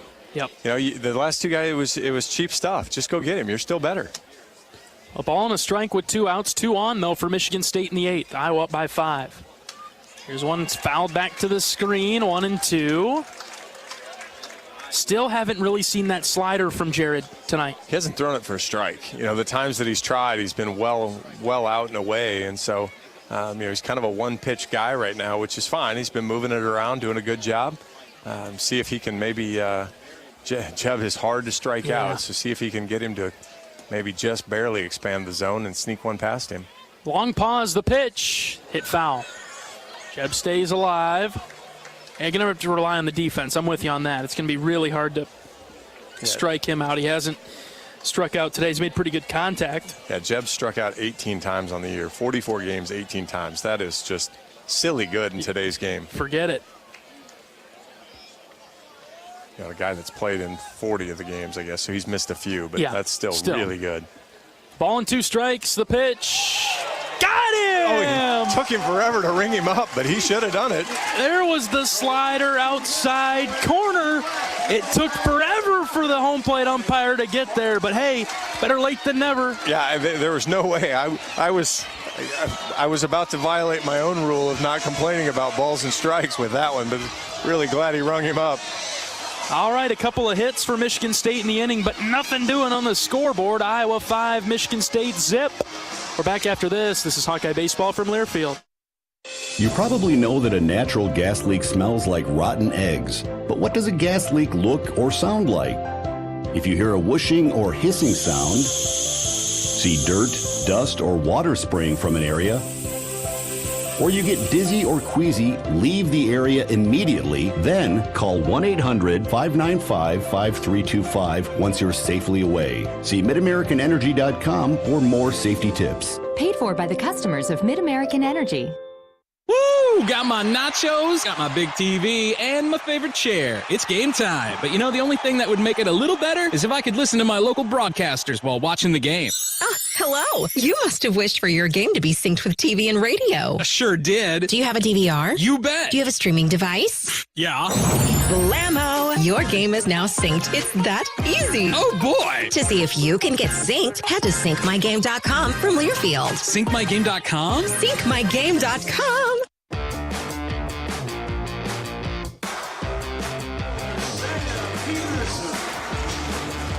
Bottom of the 8th inning, Iowa 5, Michigan State 0. Hawkeyes looking for maybe a little bit more insurance now, and it's Peterson, Honar, and Seegers to try to accomplish that task.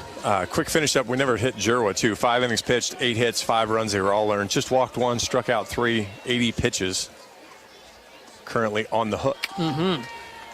I didn't think it was a bad outing by him, though. I think Iowa did a pretty good job against him, though. No, his problem was, the 8 hits and 3 of them were extra bases. The 2 home runs, both obviously hurt him beyond the home run because he let a guy get on base beforehand. So, kind of multiplied the damage a little bit on those extra base hits.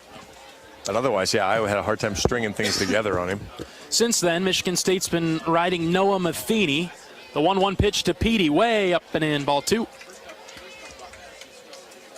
Matheny's been all right. He's thrown 2 innings. No hits, no earned. He's walked 1, struck out 1, faced 7 batters. Yeah, really been pretty sharp. Just 29 pitches through his 2 innings. So 2-1, Peterson lines it over a jumping shortstop. And it's a leadoff single for Peterson. Man, he's 4 for 4 today. Is that good? It's great. Seems good. Lovely. 100%. 1,000%. He's got a caught stealing, though. So yeah. Well, he took that for the productive. team. It was a productive caught stealing. He did exactly what he was supposed to do. Looks like... Need a delivery of new baseballs, I think. I don't know, a different bat for Honar? Not sure what's going on here.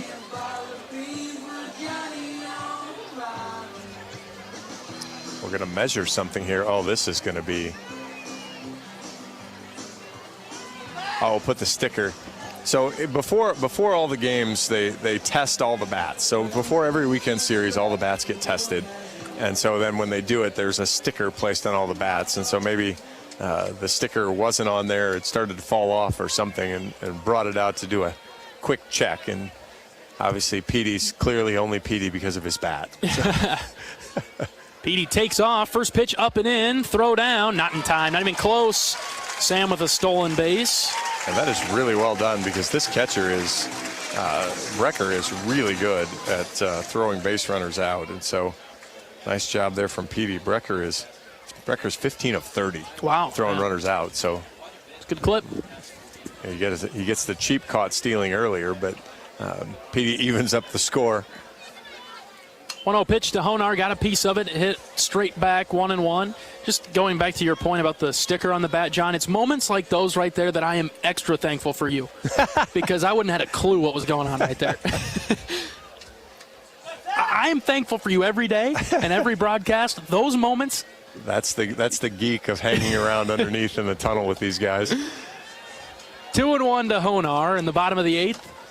Iowa shutting out Michigan State as we speak, trying to add to their 5-run lead. We had Coach Barnes last Sunday, and I mean, I'm so grateful to the coaches that we work with for all the access that they give us, and the trust that they place in us to use the right stuff and not overshare.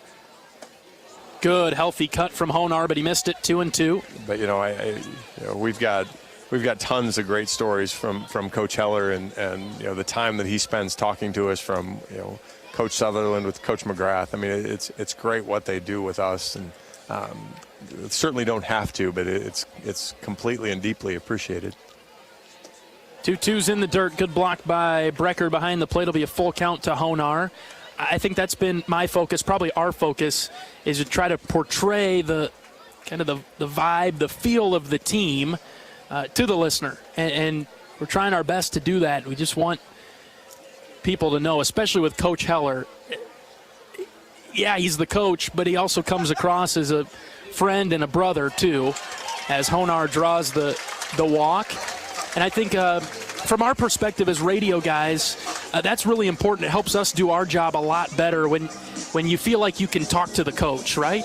About something other than, hey, how do you think your team's playing? Well, when you can ask questions and you get honest answers, and Coach Heller's that way with Kyle, and so he's relatively open too. But I think you earn that trust too of by not violating it and kind of using it the right way. And I mean, he's, like I said, he's just so good with us of kind of giving us that insight and talking us through things. Michael bunts through that one and takes it for a strike, but it helps us because then we kind of know how they're trying to attack and do things. Mm-hmm. And if he's afraid to share with us because we give away the secret play or whatever, then we can't do as a good a job on the radio. And so that's the part that really helps us. No balls and a strike to Seegers. That one clipped the corner on the outside, 0-2. Matheny really done a nice job battling back here after putting a couple guys on base. Chance to try to limit the damage. Yeah, flip side, Michael looking to get these runners moving. Down in the count, 0-2, the pitch. That's low and out, backhand stop by Brecker. Well, you talked about, we were talking between innings if, is it Christo, is it Louis? Depends if it's 5-0 or if it's 8-0. Good point. That's all of a sudden you might see Jack Young getting warmed up pretty quick as change the approach to the 9th inning. The 1-2 lined into right, and it will drop for a base hit. The bases will be loaded for the hot Hawkeye Braden Frazier. Somehow that one got down. Right fielder Frank wasn't playing too deep, but Michael's on with the single. Off the end of the bat there, as it was a great pitch. Breaking ball outside part of the plate, probably dotted that low outside corner. Seegers had to swing at it. Went with it, got it off the end so it doesn't fly out far enough. Right fielder there tried to give the old fake, I got this, and hold the runners up, but everybody moves up a station. Frazier handles the bat well, so you could, even though he's hit some balls hard, he's also a guy that might lay down a bunt here and squeeze one in. Bases loaded, nobody out. Iowa with 10 hits tonight. A little surprised the middle infield is so deep. Ooh, swing and a miss on the first pitch that Frazier sees. Lightning quick bat through the zone there. You got the corners in, but you've got the middle infield back. They're conceding a run, just in an effort to try to get two, I suppose. The 0-1 delivery off the handle of the bat, hit foul, 0-2. Coach Heller and his knee is not going to try to make that play today. No. Coach will step out of the way of that one. Yeah, I mean, a ground ball to third. He's got to be thrown at home, right? It's going to have a hard time turning a double play with the positioning of the middle infield. Ground ball to third, he might go touch his bag and throw it to the plate kind of behind the guy or throw across the diamond. Up the middle is all kinds of interesting with how they've got him situated. Called third strike on the outside corner to Frazier. Couldn't pull the trigger. He had, you could just tell he was thinking breaking ball, and instead he got the fastball. So when the ball didn't break off the corner of the plate, he just he knew it. And he's been so good tonight, and he just couldn't recognize that one quite quick enough. Well, Moss will get a crack at it with the bases loaded, this time with one out. Iowa's gone single, walk, single to put Peterson at third, Honar out at second. Seegers to the right at first. We need to extend this inning just a little bit. It looks like graduation just finished across the street, and we don't want 3 quick outs and 3 quick outs for them and then have to leave in graduation traffic. So let's let them come over here, cheer for some Hawkeye runs here in the bottom of the 8th. I like your thinking there. Iowa can dagger Michigan State with a base hit here. Fastball outside, ball 2. Another one of those that's probably a strike, except for Brecker set up on the inside part of the plate. And so by the time he's got to dive all the way across the plate to catch it, he's sliding away. He can't frame it up for the umpire. It just, there's no good look there for it. Not a ton of respect for Moss in his power game. It's a slap foul to the right side. It's 1-2. That is how he got the triple, though. Was right. They shaved him in like that, and you see the right fielder really shallow. If Cade kind of sticks with one, and talk about another guy that's good with the bat. 2-1 count. Defense maybe relaxed a little bit now that he swung at one. Little squeeze bunt here to score Petey. Pitch to Moss. He did square to bunt, pulled it back. All right, well, it's 3-1 now. It's almost like I know the signs. You're on fire tonight, John. You've called a double play. You've called their bunt. You thought about a bunt for us, too. I can't remember which game that I saw Coach Heller flashing the signs. I'm like, gosh, I could not play baseball today. I couldn't remember all those. No shot. 3-1. Ooh, inside hit Moss. Couldn't get out of the way of it. That'll bring home a Hawkeye run, 6-0. Again, Cade's got to understand that's ball 4. Get out of the way, Cade. Don't take that, man. You're the everyday catcher. We don't need you getting hit. And we'll get a mound visit here. We didn't get the inside scoop for who does the pitching changes for Michigan State, so I'm not sure. My guess is it's this guy, though. Yep, yes, here he comes already. Looks like a change for the Spartans. Yeah, their pitcher's hopped over the fence. He is jogging in. He's already at the infield. That'll do it for Matheny. We'll take a pitching change break. Iowa 6, Michigan State nothing in the bottom of the 8th. The bases will be loaded for Benny Wilmus. We're back after this. This is Hawkeye Baseball from Learfield. At Oak Knoll, our mission is to provide exceptional retirement living and health services through life care. I'm Steve Rowe, Executive Director. We are a not-for-profit life plan community and have served Iowa City for more than 55 years. Our team helps residents create home by living our values of caring, respect, enthusiasm, awareness, teamwork, and encouragement. If you're looking at retirement options, visit our website at oaknoll.com. We want you to lead life your way. Go Hawks! At US Cellular, we believe in having healthy relationships with our phones, so we can have better relationships with each other. Introducing Us Mode, a way to set your phone for less distraction and deeper connection. So dinner can sound less like this and more like this. What'd you learn today? The sauropod was the tallest dinosaur ever. Oh my goodness. Visit US Cellular in-store or online, and we'll help set your phone to Us Mode, even if you're not a customer. US Cellular, the 5G network built for us. See uscellular.com for details.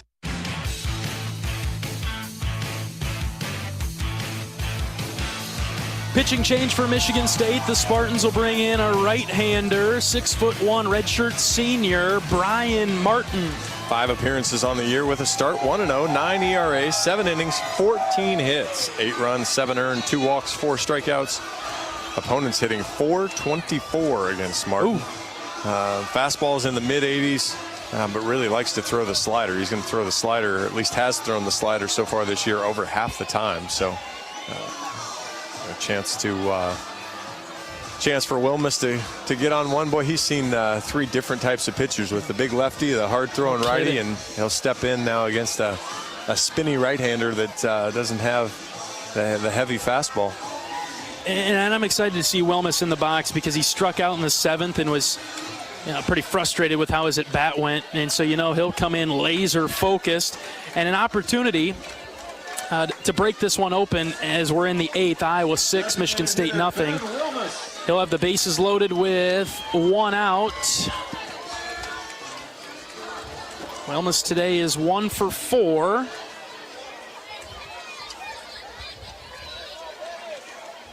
Indiana over Purdue, 25-11. How's that for a Friday? That's out of the ordinary. First pitch strike to Wellness on the outside corner. I mean, the 11 is just as impressive as the 25, if we're being honest. Well, again, we had a Friday night last year with Indiana that was 30-16, so it's maybe they've got a big wind blowing out. 33 hits, 36 runs in that game.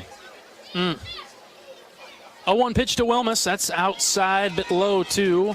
1-1. Nebraska 4-2 over Penn State.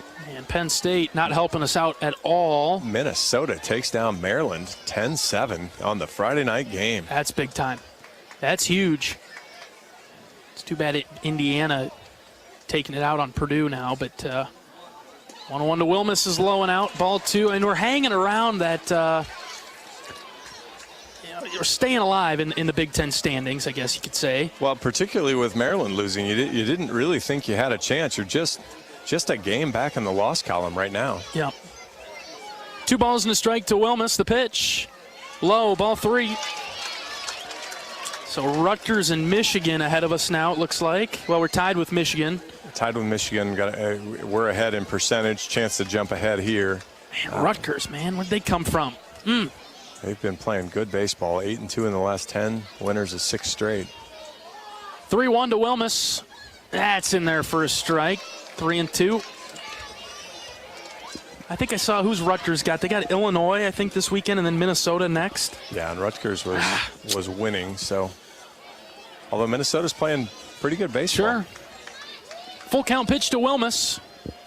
Here it comes from Martin. Line drive caught by the first baseman. He'll go to second. Dropped it. He dropped it at first. He tried to dive back to first. Runners trying to score from third. Safe at home.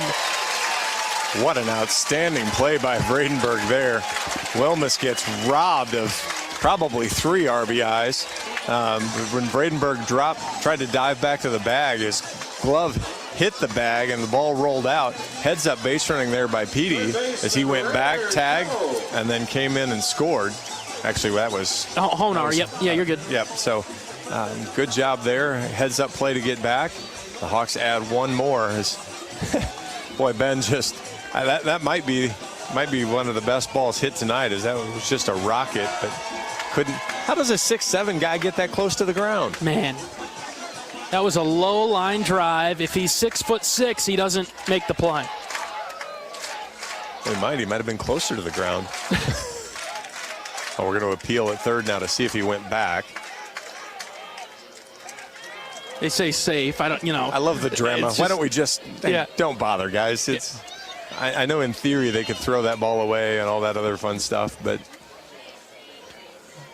whatever. I don't really, they're flashing the signals again. I don't really think this is a spot where you're going to send Cade Moss and kind of play the games here. So, especially at 7-0 now. 2 outs. Here's Tello inside on the first one that he sees. Runners at the corners. Oh, they gave Wilmus an RBI. I think they're going to end up taking that back. Yeah. Because that's not really. I was going to say good luck scoring that play. I actually think that's. I hate to say it. I think that's an error on Vredenberg for losing control of the ball. 1-0 to Tello, line drive into right center, it's down. Is it going to get to the wall? Yes, it is. Seeger scores. Come on, Cade Moss. He'll score. Tello going for the triple. He's got it. Ha-ho! Raider Tello with the triple. Tello with his first triple. Not known for the blazing speed, but boy, talk about a guy that deserved that after some hard luck at bats. Skates one through. Beats the shift, and the Hawks have put this one away here in the 8th inning. Triple time for Tello. He wakes up late in the game, brings home a couple of runs. Hawks lead at 9-0. Here's Brennan DeRiggi with 2 outs. First pitch to Brennan, floats in for a strike. Well, we've just about seen it all tonight, John. A Tello triple is seeing it all. He got around second base. He took a forearm to the bill of his batting helmet to get it out of there. Dramatic effect. Ball and a strike now to Brennan.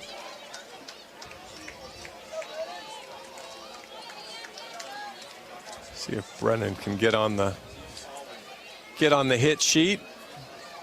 Not a lot of Hawkeyes haven't been on there. 11 hits, and they've been all spread out. Except for Peterson. Yeah, he's straight line. He's stolen more than his fair share, but otherwise, a lot of ones, and Frazier with a couple. So far, DeRiggi and Honar are the only Hawks without a hit tonight. I wasn't going to name them. Well, Come on. The 2-1, that's high and out, ball 3. Might have time to change it, John. 3 balls and a strike with 2 outs. Yeah, Rutgers beat Illinois 5-4. Rutgers had 4 hits. Wow. That's low and in. DeRiggi gets on base with the 2-out walk. So you wonder what that means. And no errors, too. It's the free bases rearing their ugly head, probably. Yeah, that's how you walked guys, and Rutgers might have hit the timely home run then to cause the pain. Now let's see if Huck takes a little bit different approach. You know, he was really frustrated when he fouled out to end. Gosh, must have been last inning now already. Yes. But when he popped out to first base, so we'll see if he's a little bit more patient, stays on this, and drives the ball somewhere. Swings at the first one he sees again. High pop-up, shallow left. This could be a tough play. Shortstop moving over towards the line and left. He's got it for the 3rd out. Well, Huck swinging at the first pitch this weekend, I guess. But a big inning for Iowa, and that probably just about does it. 4 come across for the black and gold. It's 9-0. 3 outs away from victory here tonight on the Friday game, the series opener with Michigan State. Back after this is Hawkeye Baseball from Learfield.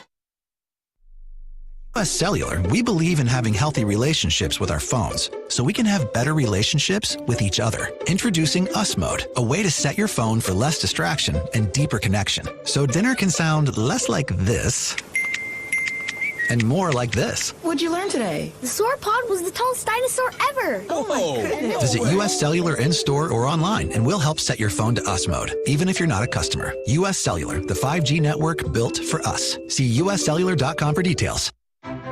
After a cancer diagnosis, it's natural to want to start treatment right away. But first, get a second opinion from a team that specializes in your cancer. I'm Dr. George Weiner, Director of University of Iowa Holden Comprehensive Cancer Center. Before you start treatment, you deserve to be confident you have the right diagnosis and know every option available to you. So whether it's with us or somewhere else, get a second opinion. It can change your care and your life.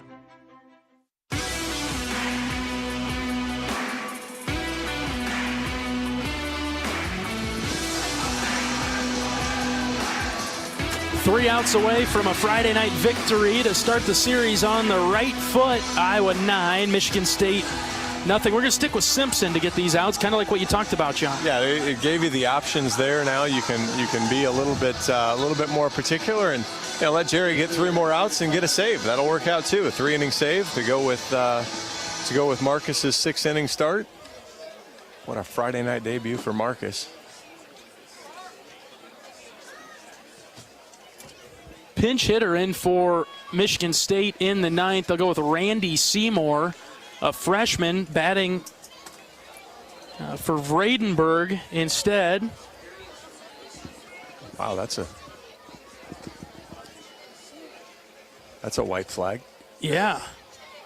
Swing and a miss on the 1-0. Seymour, 6'4", freshman from Frankfort, Illinois.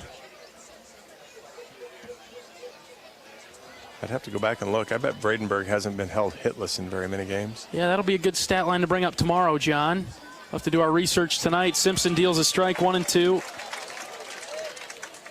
And not necessarily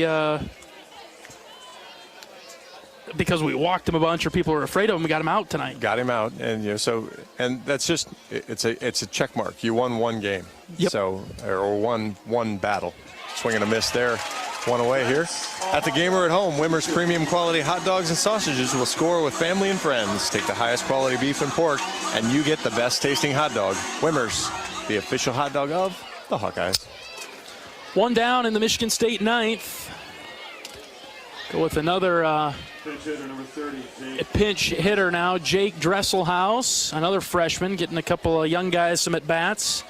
Iowa 9, Michigan State nothing. Simpson, the lefty, versus Dresselhaus, the righty. First pitch from Simpson, a swing and a miss. Good cut there by Dresselhaus. He's appeared in quite a few games. Started 15, played in 22. Batting 196. 51 at-bats, 21 strikeouts. So go get him, Jared. Yep. 0-1 dropped low.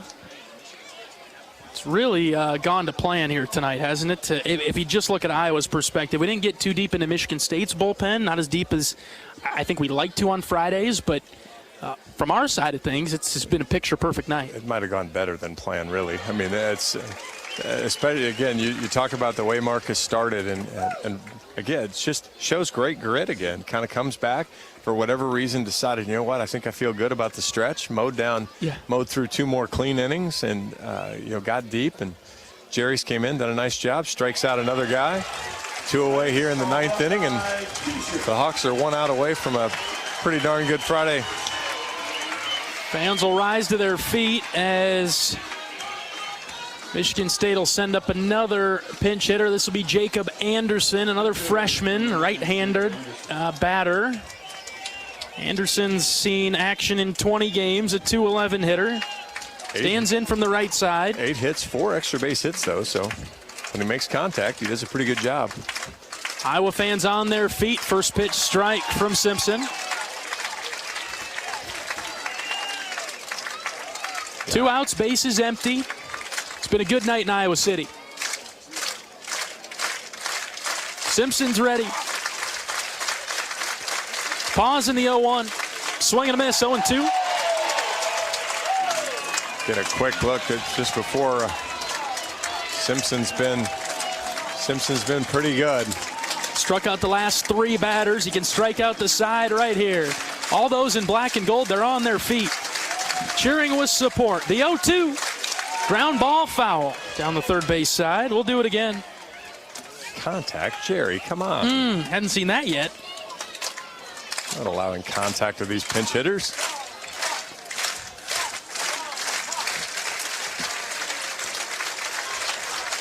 Really nice crowd on hand, just shy of 1,800. I think we had to miscount somebody. Yep, they quit counting them as they walked in. No balls, 2 strikes. Fans on their feet. The pitch. Fouled back to the pad. Boy, that was a strange little foul ball, too. Somehow that ball, it looked like he fisted it and went straight back to the screen. We're going to beat weather tonight, so that's a good, that in itself is a good first win. Simpson ready with another 0-2. Here it comes. That's low and out, ball 1. All right. This batter, Anderson's making us work a bit. Although, going to go again with the slow clap, John. Coming into this batter, though, 39 pitches for Jared, 27 strikes. That's good. 1 and 2 here with a couple foul balls, so really done a nice job throwing strikes, making them put it in play. This one is lined and off the bag at first. Deriggi picks it up, throws to first, and got him! What a play to end the game as Deriggi spun and threw it to a covering Simpson after it knocked off the bag at first. Not even sure how you can give as much credit as you deserve on that one. That ball was fisted, spinning foul. Deriggi chases it down, playing the guy to pull. He's in right field foul territory. Simpson again does a great job getting over there to get the 3rd out, and we're done. Hawks win it 9-0. Now 11-7 in the Big Ten, 35-12 overall. All right, that'll do it for our coverage during the game. We'll get into post-game now. Hawks win it 9-0. This is Hawkeye Baseball from Learfield. Here's an easy pill to swallow. Right now, earn a 5-cent fuel saver on every prescription you fill at your Hy-Vee pharmacy. That's 5 cents off per gallon of gas for each prescription filled at Hy-Vee. Hy-Vee makes it easy to fill your prescriptions. Just call or stop by your local Hy-Vee pharmacy and let us handle the rest. You can also fill online or use the mobile app. Fill a prescription and start earning today. Some restrictions apply. See your pharmacy or Hy-Vee.com for details. At Mid-American Energy, we want to help keep you safe around power lines and electrical equipment. Always assume a power line is energized, even if it's on the ground. To avoid the risk of an accidental shock or electrocution, avoid touching a power line with anything. And when you see high voltage warnings on transformers and substations, stay away. We care about you and your safety. Get more tips at midamericanenergy.com. Paid for by the customers of Mid-American Energy.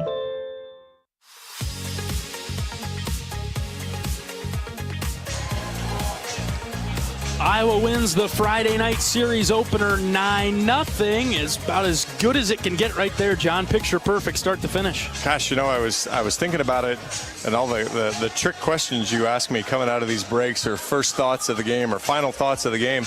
I'm not sure who the MVP was tonight. You know, obviously Marcus was great, but Petey 4 for 4, and what he did, just a great up and down the lineup contribution from all kinds of guys to keep the bats going. Score 9 runs on a Friday. Only give up 3 hits on a Friday. That's to this offense, that's a pretty good setup. All 3 phases of the game, the defense, the pitching, the offense, major contributors tonight. Well, and Coach Heller was probably the profit seeker or profit seer on that one, as you know, as he mentioned that in pregame of guys needing to make plays, and boy, the Hawkeyes made tons of exceptional defensive plays there. You know, Honar's glove flip to start the double play, to the game, the game finishing play there on a really difficult play. Just good work all around.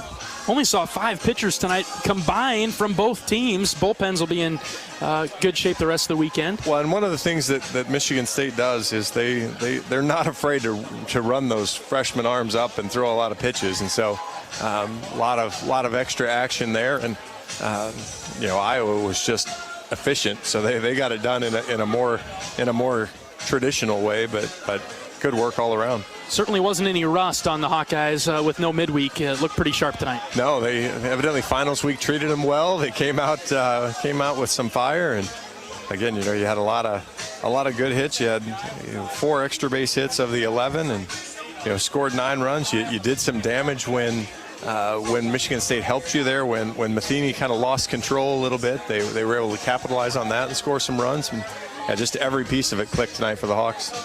Well, we'll give it a go again tomorrow. Can clinch the series with a win over Michigan State. First pitch at 2:05. Might have to dodge some rain tomorrow afternoon, but we'll provide updates as they come in. Hawks win at 9-0. We're back with more post-game coverage right after this. We'll be joined by Associate Head Coach Marty Sutherland. This is Hawkeye Baseball from Learfield.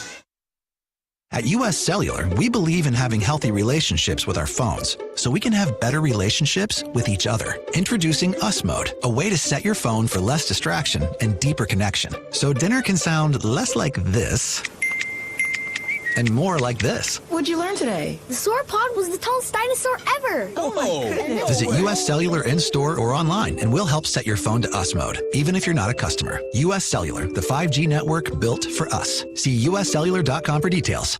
At Oak Knoll, our mission is to provide exceptional retirement living and health services through life care. I'm Steve Rowe, Executive Director. We are a not-for-profit life plan community and have served Iowa City for more than 55 years. Our team helps residents create home by living our values of caring, respect, enthusiasm, awareness, teamwork, and encouragement. If you're looking at retirement options, visit our website at oakknoll.com. We want you to lead life your way. Go Hawks!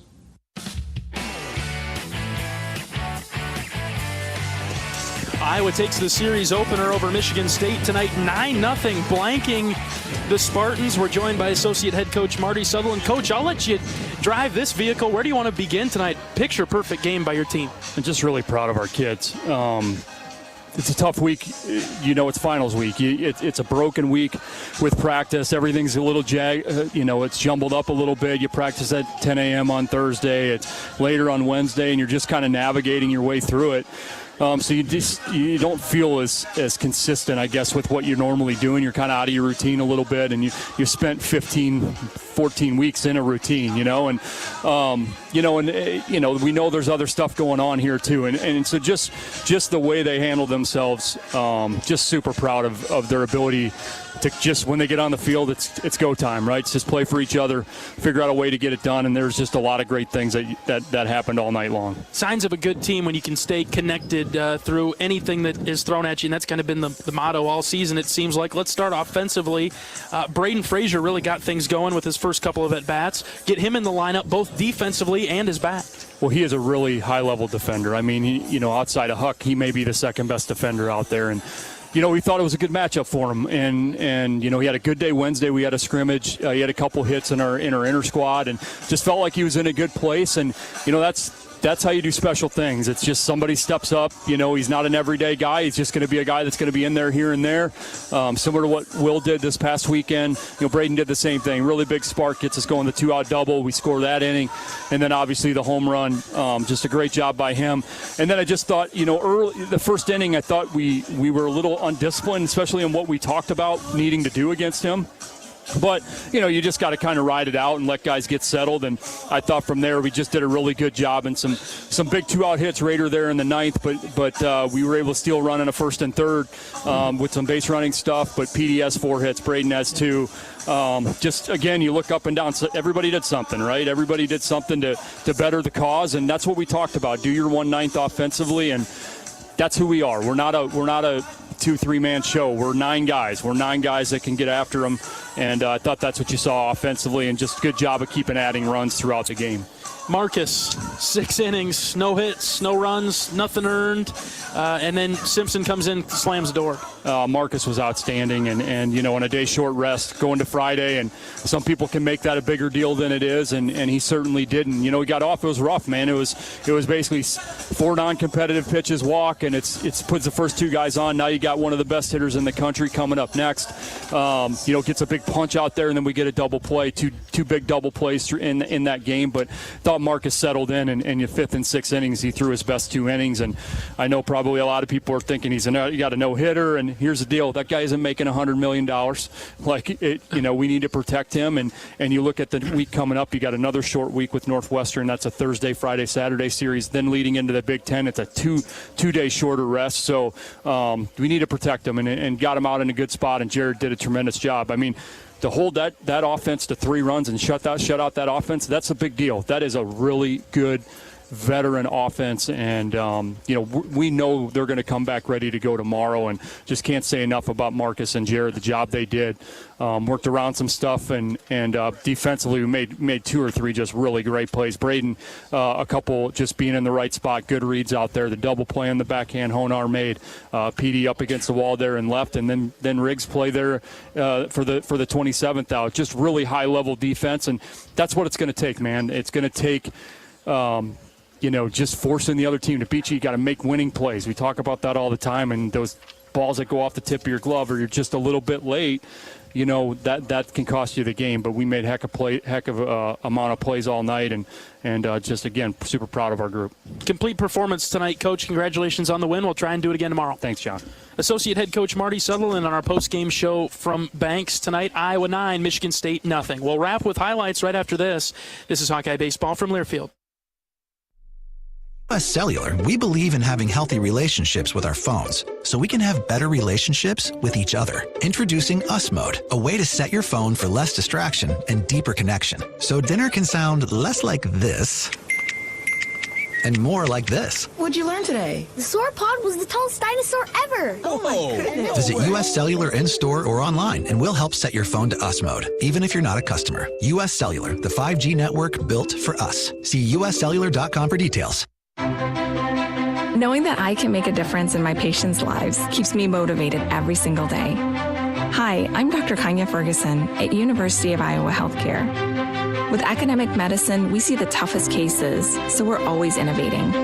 And we bring the best minds together to collaborate, so there's more brain power focused on you. Because that leads to exceptional care for our patients and our community. See how at uihc.org.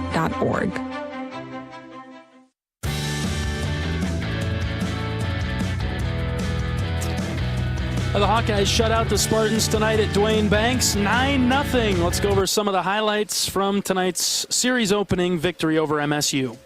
Maybe you try to pick up on some tips, but so far, as Peterson skies this deep to left, it's carrying well. Absolute no-doubter, Sammy P. Boom! Here's the 2-2. Good job. Lined over the shortstop's head and down. They're going to wave Frazier. Come on, Braden. Here comes the throw. It's up the line. It's cut off at the mound. RBI single. Cade Moss. 2-0. Runner takes off. Will step off the mound. Throw to second. Did we get him? Got him! Oh, my goodness. What a play. Took a long time for him to step off. I thought he was actually going to make it, but good job there. Full count with 2 outs. The pitch from Marcus. Line drive into right. Trouble. Frazier moving over towards the line. Braden's got it for the 3rd out. Great hustle and effort there by Frazier. And we get the 3rd out. That's, again, that's one of those, that's a Braden Frazier special there. Great right fielder. Gets a great jump, makes the catch. How about a series win? Maybe a sweep this weekend to put the finishing touches on it. Frazier crushes it deep to left. Get going, baby. It's gone. Frazier. What a game for B4. Boom.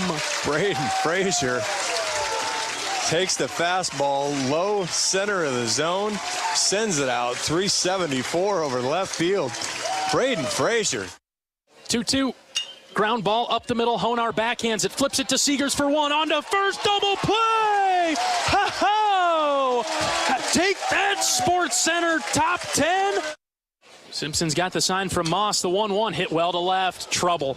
Peterson going back towards the wall, and did he catch that? He caught it! He caught it at the wall! Ha-ho! This one is lined and off the bag at first. DeRiggi picks it up, throws to first, and got him! What a play to end the game as DeRiggi spun and threw it to a covering Simpson after it knocked off the bag at first. This game had just about a little bit of everything tonight, and it went all Iowa's way. The Hawkeyes shut out the Spartans 9-0, off to a good start for the weekend. We'll try to clinch the series over MSU tomorrow. First pitch set for 2:05 here at Dwayne Banks. Our pregame coverage will begin at 1:30 here on the Hawkeye Radio Network. All right, that'll do it for our coverage of Hawkeye baseball this evening. For my great board op down the line, Michael, excellent as always. My broadcast partner, John Evans, I'm John Leo, saying so long from Dwayne Banks. Iowa 9, Michigan State 0. Every day is a great day to be a Hawkeye. Some are just a little bit better than others. So long, everybody. Hawkeye Baseball has been brought to you by Homewood and Home 2 Suites, preferred hotel of the Hawkeye Radio Network, Iowa's corn farmers of the Iowa Corn Growers Association, and the Iowa Corn Promotion Board. When corn grows Iowa, Iowans win. Oak Knoll, an active life care community. University of Iowa Healthcare, changing medicine, changing lives. And by Wimmer's Meats, the official hot dog of the Hawkeyes. The preceding has been a Learfield presentation on the Hawkeye Sports Network.